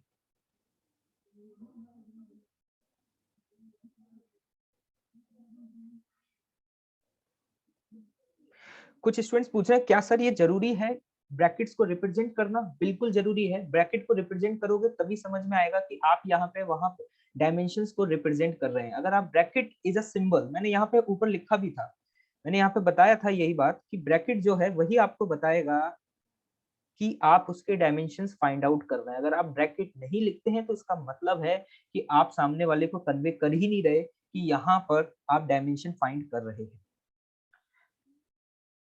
तो ये डायमेंशन आपको क्या रिप्रेजेंट कर रहा है? ये डायमेंशन आपको रिप्रेजेंट कर रहा है कि मास की पावर 1, लेंथ की पावर -1 और टाइम की पावर -2। ये तीनों आपस में फंडामेंटल क्वांटिटीज हैं। अगर इन फंडामेंटल क्वांटिटीज को हम इस तरीके से कनेक्ट करेंगे then we will get the pressure. क्या आप इसकी एसआई यूनिट बता सकते हैं?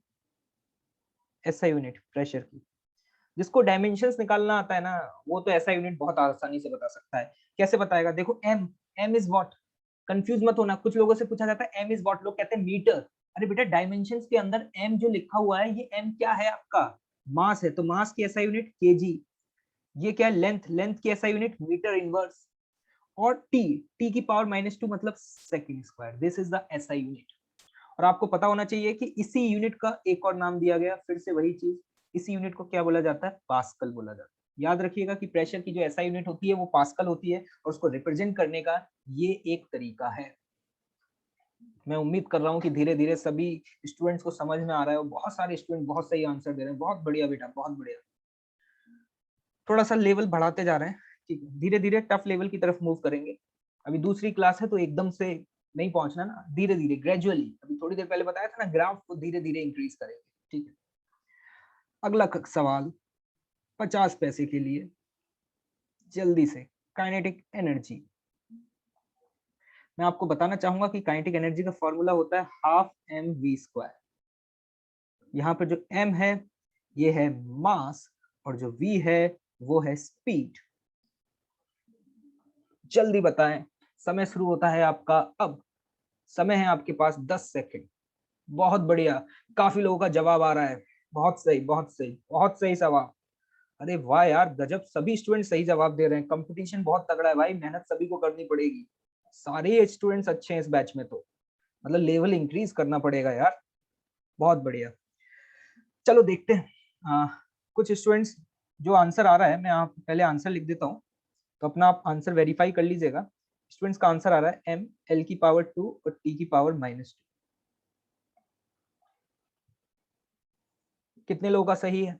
बहुत सही। हाँ, अब देखना यहाँ पे काइनेटिक एनर्जी में जो टर्म लिखा हुआ है फॉर्मूला, सभी ने सही जवाब दिया। काइनेटिक एनर्जी का फॉर्मूला लिखा हमने हाफ एम वी स्क्वायर। पहले यहाँ पे इसको देखो 1/2। 1/2 इज जस्ट अ नंबर, ये सिंपल एक नंबर है। और याद रखना कि कोई भी नंबर जो होता है ना, नंबर्स आर, लिख देता हूं, गलती नहीं होनी चाहिए।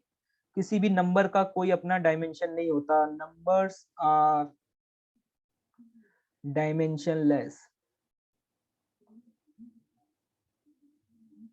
अगर आपसे कोई पूछ ले कि ये बताओ 1/2 के डायमेंशंस क्या होंगे, तो आप बोलेंगे कि सबकी पावर क्या होगी, 0। याद रखना कोई भी नंबर डायमेंशन लेस होता है, किसी भी नंबर का कोई डायमेंशन नहीं होता। ठीक है, बहुत बढ़िया। इसका मतलब मुझे अगर काइनेटिक एनर्जी का डायमेंशन निकालना है, तो इसका मतलब हम डायरेक्टली बोलेंगे यहाँ पे ये डायमेंशन किसका होगा, एम वी स्क्वायर का, क्योंकि 1/2 का तो कोई डायमेंशन ही नहीं। एम क्या है बेटा? बेटे जल्दी बताओ, एम क्या है? ओ बेटे मौज कर दी तुमने, हाँ जल्दी बताओ। M is mass, V square. अब देखना मैं यहाँ पे लिख रहा हूँ, पहली बार लिख रहा हूँ इसलिए इज्जत के साथ लिख रहा हूँ। वी इज अ स्पीड, और स्पीड का डायमेंशन क्या था, लेंथ अपॉन टाइम। लेकिन इसका स्क्वायर करना भूल मत जाना। यहां से ये एक्सप्रेशन बनेगा आपका एम एल स्क्वायर टी की पावर -2। लग नहीं रहा बेटे, मजा नहीं आ रहा, मजा नहीं आ रहा, मुझे नहीं समझ में आ रहा, समझ आ रहा है कि नहीं आ रहा? अरे सब बहुत बढ़िया जवाब दे रहे हैं भाई, बहुत बढ़िया। अब धीरे धीरे लेवल बढ़ता जाएगा। काइनेटिक एनर्जी का डायमेंशन ही आ गया, ब्रैकेट में बंद करना ना भूलें, फुल इज्जत के साथ ब्रैकेट में बंद करना है भाई।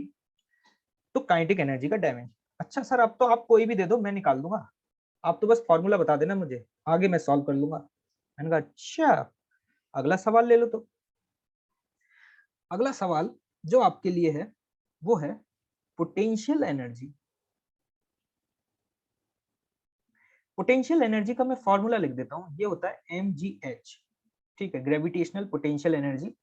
इसमें जो m है वो है मास, और जो g है ना, g, ये एक्सेलरेशन ही होता है, लेकिन ग्रेविटी की वजह से होता है। तो ग्रेविटी को थोड़ी सी ज्यादा इज्जत दे दी गई, तो इसलिए इसका नाम रख दिया गया है g, acceleration due to gravity.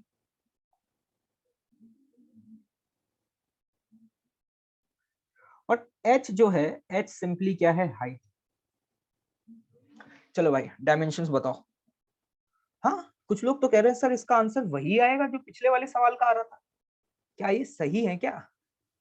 अरे भैया सवाल तो अलग है, पहले काइनेटिक एनर्जी थी, अब पोटेंशियल एनर्जी, आंसर सेम कैसे आ सकता है?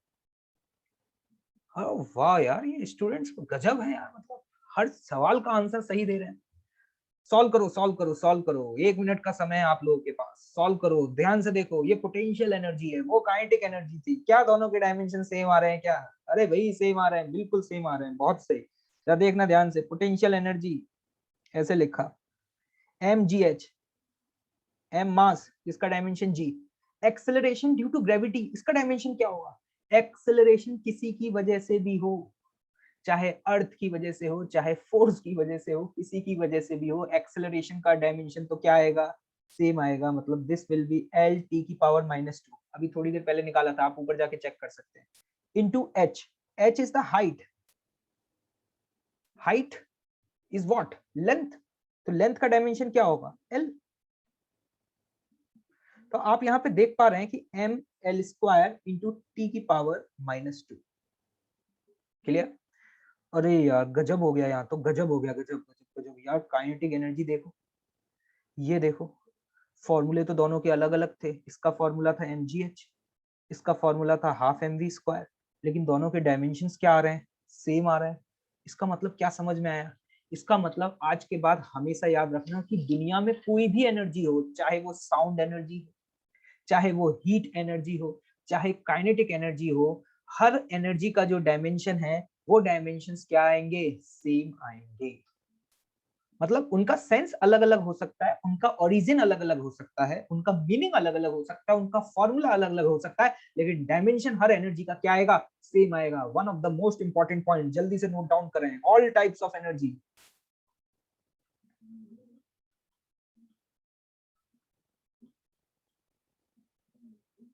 have same dimensions, बहुत ही इंपॉर्टेंट पॉइंट है, की पॉइंट है भैया, नोट कर लेना, आगे जाकर के फंसोगे।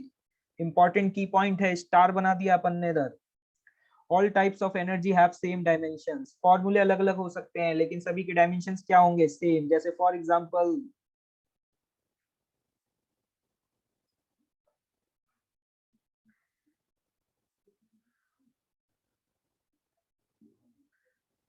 एग्जांपल जरा देखें ध्यान से, कौन कौन सी एनर्जी ले लें। जितनी एनर्जी पता हो उतनी लिख लेना तुम तो। हीट एनर्जी ले लो, साउंड एनर्जी ले लो, काइनेटिक ले लो, पोटेंशियल ले लो,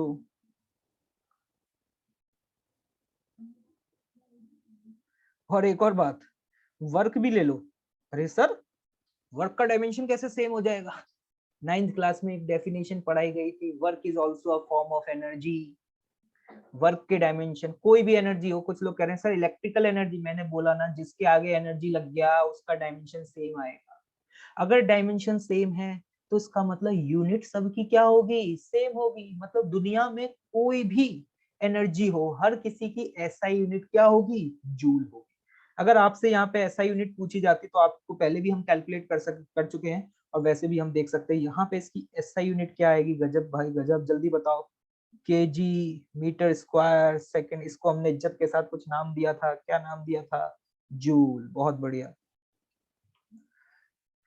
याद रखिएगा। ये वाला जो टर्म बताया ना, ये क्या, वर्क। वर्क इज ऑल्सो, तुम कह रहे सर इसके आगे तो एनर्जी नहीं है, लेकिन work is also a form of energy. अगर आप वर्क का डायमेंशन अलग से भी कैलकुलेट करेंगे ना तो भी सेम आएगा। कोई कहेगा करके बताना जरा, आप खुद कैलकुलेट कर लो। वर्क का फॉर्मूला आपको पता ही होगा। वर्क का फॉर्मूला बताओ क्या होता था, फोर्स इंटू डिस्प्लेसमेंट।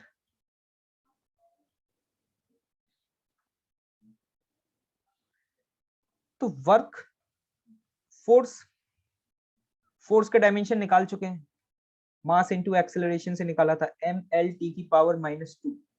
प्रैक्टिस करते करते जैसे मुझे याद है आपको भी याद हो जाएगा। इंटू डिस्प्लेसमेंट, डिस्प्लेसमेंट का डायमेंशन l। ये देखो भाई, क्रॉस चेक करो, क्रॉस चेक करो जल्दी फटाफट, क्रॉस चेक करो, सेम आ रहा है या डिफरेंट आ रहा है, सेम आ रहा है। क्या वही आ रहा है जो एनर्जी का आ रहा है? आप एक बात ऑब्जर्व कर पा रहे हैं कि डायमेंशन सेम होने का मतलब ये नहीं है कि सबके फॉर्मूले सेम है। अरे सबका फॉर्मूला अलग अलग है यार। जब आपने काइनेटिक एनर्जी की बात करी तो काइनेटिक एनर्जी का फॉर्मूला आ रहा था हाफ एम वी स्क्वायर। जब आपने ग्रेविटेशनल पोटेंशियल एनर्जी की बात करी तो ग्रेविटेशनल पोटेंशियल एनर्जी का फॉर्मूला आ रहा था आपका mgh। जब मैं यहाँ वर्क का फॉर्मूला लिख रहा हूँ तो वर्क का फॉर्मूला आ रहा है फोर्स इनटू डिस्प्लेसमेंट। फॉर्मूले अलग अलग हो सकते हैं, मीनिंग अलग अलग हो सकता है। काइनेटिक एनर्जी एक अलग चीज है, पोटेंशियल एनर्जी एक अलग चीज है। हमें यहाँ पे ये नहीं सीखना कि इनका मतलब क्या है, हमें यहाँ पे सिर्फ इतना सीखना है कि डायमेंशंस कैसे फाइंड आउट करते हैं। सर अलग अलग फॉर्मूले क्यों हैं, क्योंकि इनको अलग अलग तरीके से डिफाइन किया गया है, अलग अलग नाम है। एक काइनेटिक एनर्जी है, एक पोटेंशियल एनर्जी है, तो फॉर्मूले अलग अलग हो सकते हैं अलग अलग एनर्जी के, लेकिन सभी के डायमेंशंस क्या होंगे, सेम होंगे। अगर डायमेंशन सेम है तो सभी की यूनिट भी क्या होगी, सेम होगी। मुझे लग रहा है ये एक बेसिक सी बातें जो आपको समझ में आ गई होगी, इसको कर देते हैं हम डिब्बे के अंदर बंद, और ये तुमको रहेगा याद। आगे बढ़ते हैं। मुझे लगता है अब तो गजब परफॉर्म कर रहे हैं। बढ़िया क्वेश्चन और पूछा जाए, लेवल थोड़ा सा बढ़ाया जाए। लेवल बढ़ाएं कि यहीं पर अटके रहे?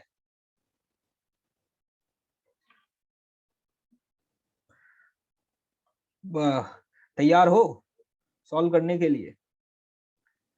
चलो बहुत बढ़िया।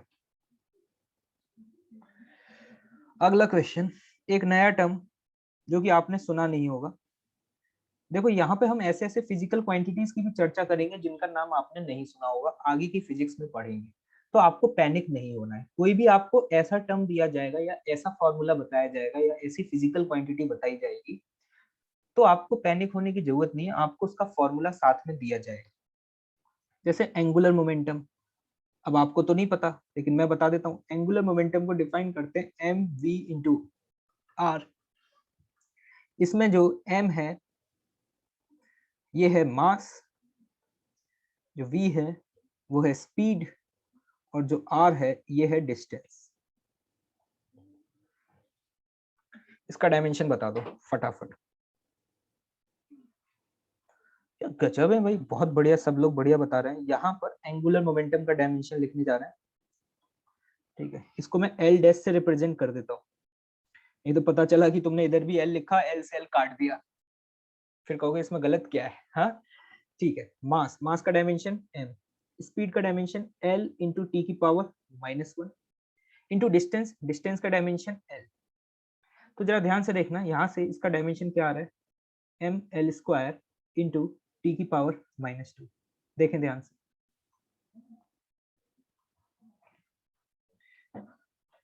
क्लियर? सभी ने सॉल्व कर लिया है क्या? हाँ सॉरी सॉरी, ये गलत लिख गया एक्सप्रेशन, टी की पावर -2 नहीं होगा यहाँ पर, टी की पावर क्या होगा, -1। Calculation error. बहुत बढ़िया। ये है एंगुलर मोमेंटम। अगर मैं आपसे इसकी एसआई यूनिट पूछूंगा तो एसआई यूनिट बता पाओगे? बताना जरा एसआई यूनिट। एम के करस्पॉन्डिंग केजी, एल के करस्पॉन्डिंग मीटर स्क्वायर, टाइम के करस्पॉन्डिंग सेकंड इनवर्स। ठीक है, ध्यान से देखें कि जो एंगुलर मोमेंटम है और जो आपने नॉर्मली मोमेंटम पढ़ा है, ये दोनों चीजें सेम नहीं है। आपने एक मोमेंटम पढ़ा था, आप कह रहे होगे सर मोमेंटम का फॉर्मूला तो होता था मास इनटू वेलोसिटी, आपने तो कुछ और लिखा है। वो आपने जो मोमेंटम पढ़ा था उसे हम बोलते हैं लीनियर मोमेंटम। आज मैंने जो टर्म लिखा है ये क्या है, एंगुलर मोमेंटम। आप आगे फिजिक्स में जाकर के पढ़ेंगे कि ये दोनों फिजिकल क्वांटिटी जो है वो सेम नहीं है, ये अलग अलग फिजिकल क्वांटिटी है। और एंगुलर मोमेंटम का जो फॉर्मूला है वो है mvr। और एंगुलर मोमेंटम और लीनियर मोमेंटम दोनों के डायमेंशन सेम नहीं होंगे, दोनों के डायमेंशन क्या होंगे, अलग अलग होंगे। अच्छा, एक और नया टर्म यहां पर, E बराबर एच न्यू। सर इसमें E क्या है, देखते जाइएगा। एनर्जी है। एच ये एक नया टर्म है, डरना नहीं है, सारे नाम मैं बताऊंगा। तुम्हारे तो जीवन का एक ही मकसद है, क्या, डायमेंशन फाइंड आउट करना। और ये जो ऐसे घुमा करके जो लिखा है वी, ये लिखने का एक स्टाइल है, इसको बोलते हैं फ्रीक्वेंसी। ठीक, तुम्हें यहाँ पे क्या फाइंड आउट करना है, तुम्हें फाइंड आउट करने हैं इसके डायमेंशंस। किसके, प्लैंक्स कांस्टेंट के। समय शुरू होता है आपका अब, जल्दी से सवाल सॉल्व करें और मुझे बताएं क्या आएगा आंसर।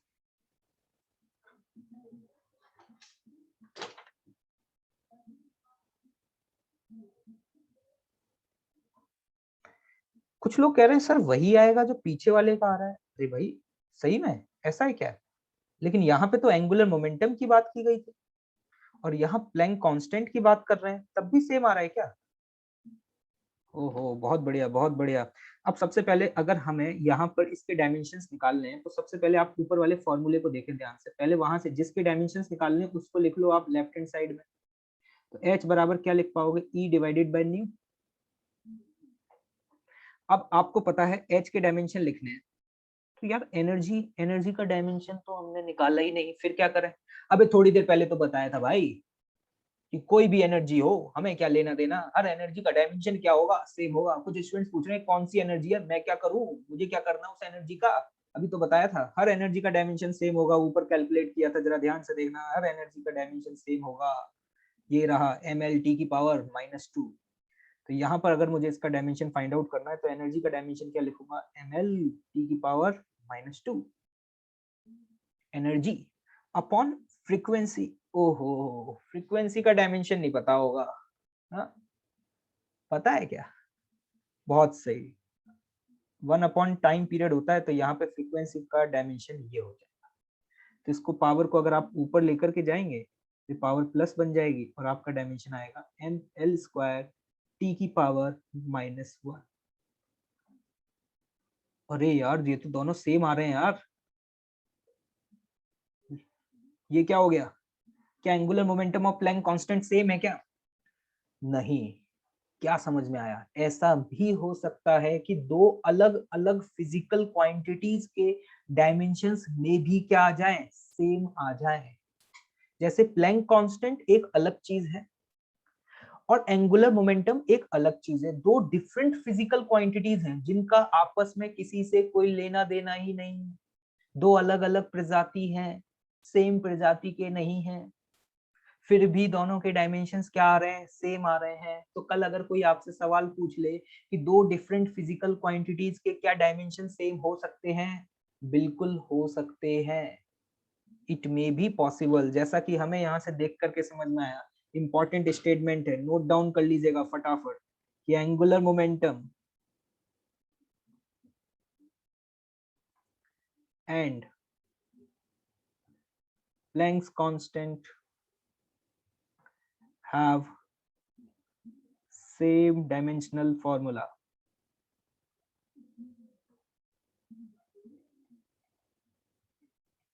इसका मतलब क्या हुआ? It may be possible that two different physical quantities, बहुत ही इंपॉर्टेंट पॉइंट है जनाब,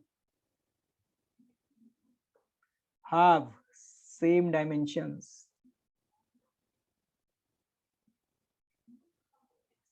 मतलब अगर मैं आपको सिर्फ डायमेंशन बता दूं तो क्या आप डायमेंशन देख करके बता सकते हैं कि ये कौन सी वाली फिजिकल क्वांटिटी है? You can't explain.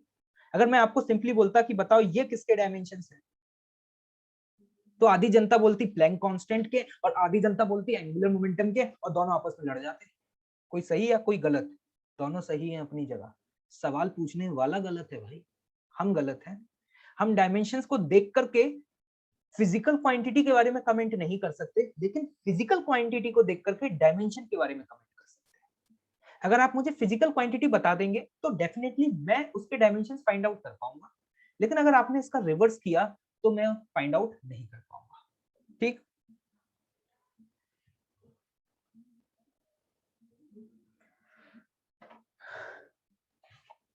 तो यहां से हमें समझ में आ चुका है कि दो या दो से ज्यादा ऐसी फिजिकल क्वांटिटीज हो सकती हैं जिनके डायमेंशंस क्या हो, सेम हो। ठीक, चलो आगे बढ़ते हैं, लेवल थोड़ा और बढ़ाते हैं। मैं उम्मीद कर रहा हूं कि आप सभी लोगों को सारी चीजें बहुत क्लियरली समझ में आ रही हैं। क्या सभी को समझ में आ रहा है? बहुत बढ़िया, बहुत बढ़िया। कुछ स्टूडेंट्स पूछ रहे हैं डायमेंशनल फॉर्मूला का यूज क्या होता है। डायमेंशनल फॉर्मूला का यूज ये है जिससे हमें ये पता चल जाता है कि वो फंडामेंटल क्वांटिटीज पर किस तरीके से रिलेट कर रही है। मतलब कौन कौन सी फंडामेंटल क्वांटिटीज हैं जिनको आपस में मल्टीप्लाई या डिवाइड करने पर हमें ये नई फिजिकल क्वांटिटी मिलती है। एक रिलेशन फाइंड आउट कर पाते हैं, और आगे जाकर के आपको बहुत सारी चीजें भी समझ में आएंगी कि डायमेंशंस पता हो तो इसकी हेल्प से हम बहुत सारी चीजें फाइंड आउट कर सकते हैं। वो मैं आपको आगे बताऊंगा। ठीक है, चलिए अगला सवाल अब आप सॉल्व करेंगे। F बराबर G m1 m2 upon are square. यहां पर आपको ये जो G है ना, G, इसके डायमेंशंस फाइंड आउट करने हैं कि क्या होंगे। यहाँ पे जो F है इसको बोला जाता है फोर्स, m1 m2 जो है ये क्या है, मासेस, r क्या है, डिस्टेंस, और जो g है, g इसका नाम क्या है पता है क्या? न्यूटन्स लॉ ऑफ ग्रेविटेशन नाम सुने थे बचपन में। इसको बोला जाता है ग्रेविटेशनल कांस्टेंट। 15 मिनट का समय, 50 पैसे का सवाल, और समय शुरू होता है आपका अब। अरे भैया समय शुरू होने से पहले आंसर दे रहे हैं लोग, बहुत बढ़िया, बहुत बढ़िया। सभी लोग निकालें, घबराने की जरूरत नहीं है, सबका आंसर आना चाहिए, अपना अपना आंसर निकालें।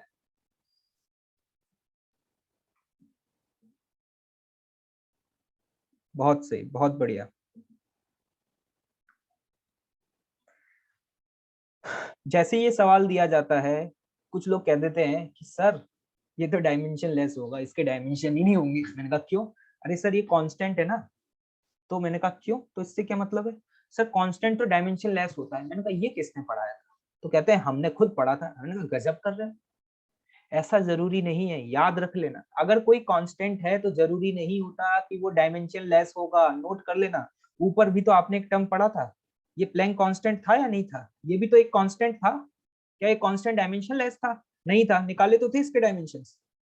कांस्टेंट डायमेंशन लेस नहीं होता, नंबर डायमेंशन लेस होता है। जैसे हाफ एम बी स्क्वायर जब काइनेटिक एनर्जी लिखी थी तो 1/2 एक प्योर नंबर था, तो 1/2 डायमेंशन लेस होगा, लेकिन दुनिया का हर एक कांस्टेंट डायमेंशन लेस हो ऐसा कोई जरूरी नहीं है। याद रखिएगा, one of the most important point जहां पे मोस्ट ऑफ द स्टूडेंट जाकर के गलती करते हैं। तो देखो यहाँ पे किसका डायमेंशन फाइंड आउट करना है। बहुत बढ़िया, सभी लोग आंसर निकाल चुके हैं, तो मैं यहाँ पे आंसर लिख देता हूँ, पहले आप अपना आंसर क्रॉस वेरीफाई कर लीजिएगा। ठीक है, मैं जितनी भी बातें बता रहा हूँ सब ध्यान से सुननी है आपको। यहाँ पे जी के डायमेंशन लोग बता रहे हैं, क्या बता रहे हैं, m की पावर -1 l क्यूब और t की पावर बता रहे हैं -2। ये आ रहा है बहुत सारे लोगों का सवाल का आंसर। बहुत बढ़िया, जिन लोगों का नहीं आया वो ध्यान से देखें। देखो सबसे पहले मुझे यहाँ पे किसके डायमेंशंस फाइंड आउट करने हैं, जी के डायमेंशन फाइंड आउट करने। तो क्या करो, जिसके डायमेंशन फाइंड आउट करने उसको एक तरफ लिख लो और बचे हुए सारे टर्म्स को एक तरफ लिख लो। मतलब यहाँ पे मुझे जी का डायमेंशन फाइंड आउट करना है, तो आप यहाँ से देख पा रहे होंगे मैं फॉर्मूला क्या लिख सकता हूँ, f into R square divided by m1 into m2। Clear, जिसके डायमेंशन फाइंड आउट करने हैं उसे लेफ्ट हैंड साइड में लिखा और बचे हुए पूरे टर्म को कहाँ लिखा, राइट हैंड साइड में। क्या बात समझ आ रही है।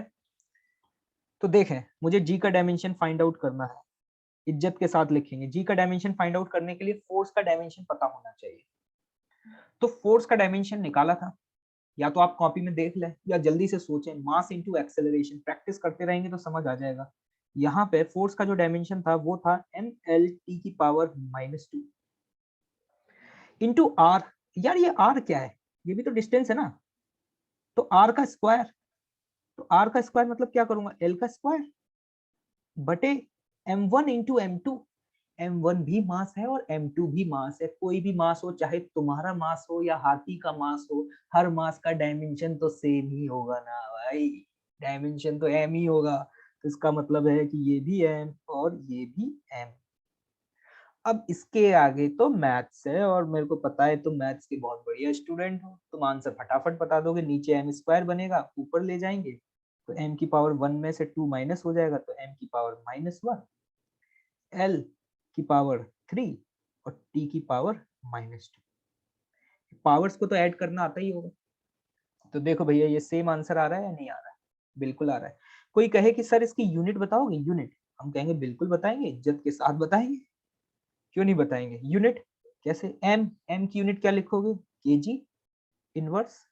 l इज व्हाट, लेंथ, और लेंथ की यूनिट क्या होगी, मीटर का क्यूब और सेकंड की power -2। This is your SI unit. बहुत बेसिक बेसिक सवाल किए हैं, बिल्कुल लेवल नहीं बढ़ाया है अभी तो भाई, अभी तो दूसरी क्लास है, अभी तो अपना असली लेवल दिखाया ही नहीं है। लेवल बढ़ाएंगे लेकिन धीरे धीरे बढ़ाएंगे। कॉन्सेप्ट क्लियरली समझ में आने चाहिए।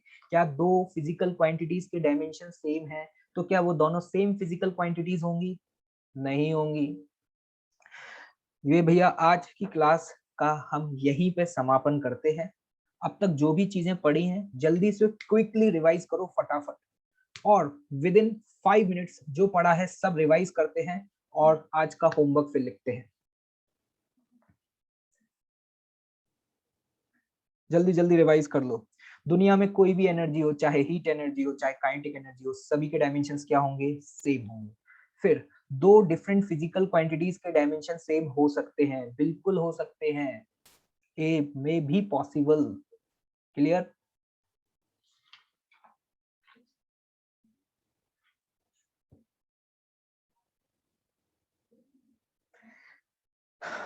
आई होप कि सभी को सब कुछ समझ आ गया होगा। हाँ, याद रखिएगा कि एंगुलर मोमेंटम और लीनियर मोमेंटम दोनों के डायमेंशन सेम नहीं होते, और अगर आपको लग रहा है कि सेम हो सकते हैं तो निकाल के देख लो ना यार, इतने गरीब थोड़ी हो तुम लोग। क्या तुम्हें मोमेंटम का फॉर्मूला पता है, मास इनटू वेलोसिटी, निकालो एक बार, अपने आप समझ आएगा। जब खुद से पेन चलेगा, खुद से आंसर निकलेगा तो ज्यादा अच्छा कॉन्फिडेंस डेवलप होगा। हाँ, कुछ क्वांटिटीज हैं जो यूनिट लेस हैं, डेफिनेटली उनकी हम चर्चा आगे करेंगे। अभी तो हमने बहुत बेसिक बेसिक चीजें समझी हैं। क्लियर। एक क्वेश्चन आपके लिए घर के लिए दिया जा रहा है, ये आप घर से करके लाएंगे, होमवर्क है ये। मैं दो क्वेश्चन दूंगा, Q बराबर ms इंटू डेल्टा टी। यहाँ पे जो Q है ये है हीट एनर्जी, m है मास, s है स्पेसिफिक हीट कैपेसिटी, और जो डेल्टा टी है ये है चेंज इन टेम्परेचर। अभी तक तो आपने जितने भी पढ़े थे उसमें कहीं टेम्परेचर वेम्परेचर नहीं आया था। आपको क्या फाइंड आउट करना है, इसके डायमेंशंस। क्लियर?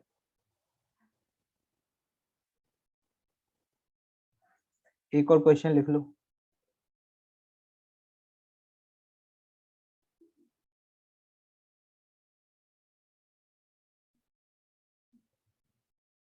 P बराबर सिग्मा A इंटू टी की power 4।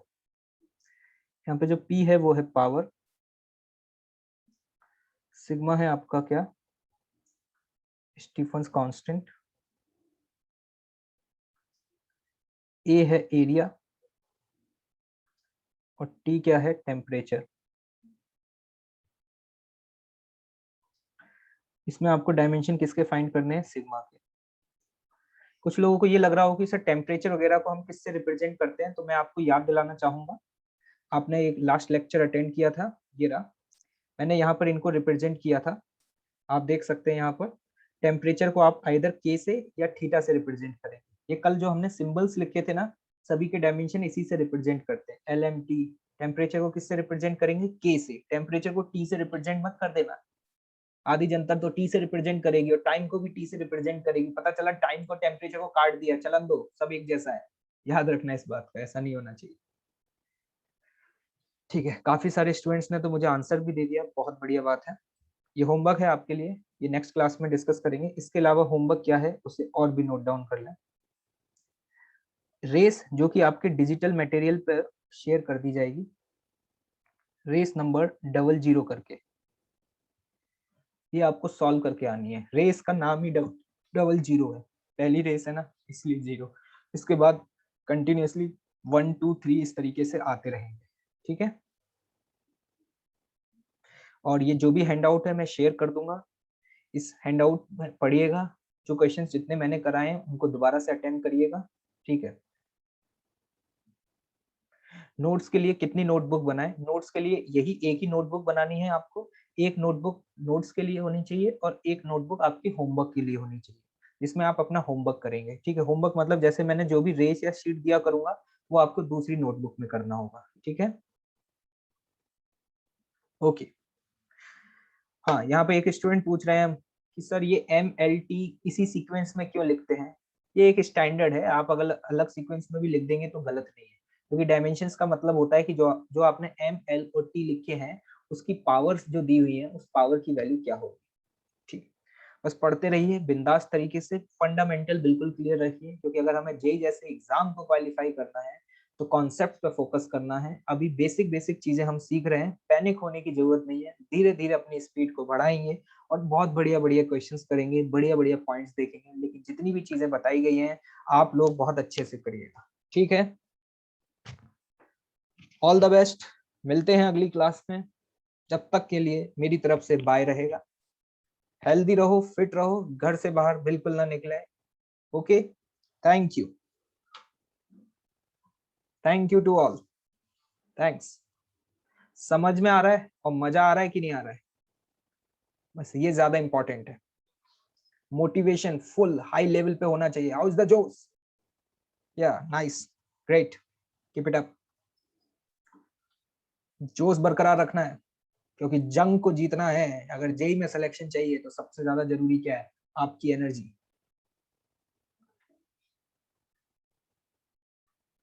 Okay, thank you, take care, bye bye.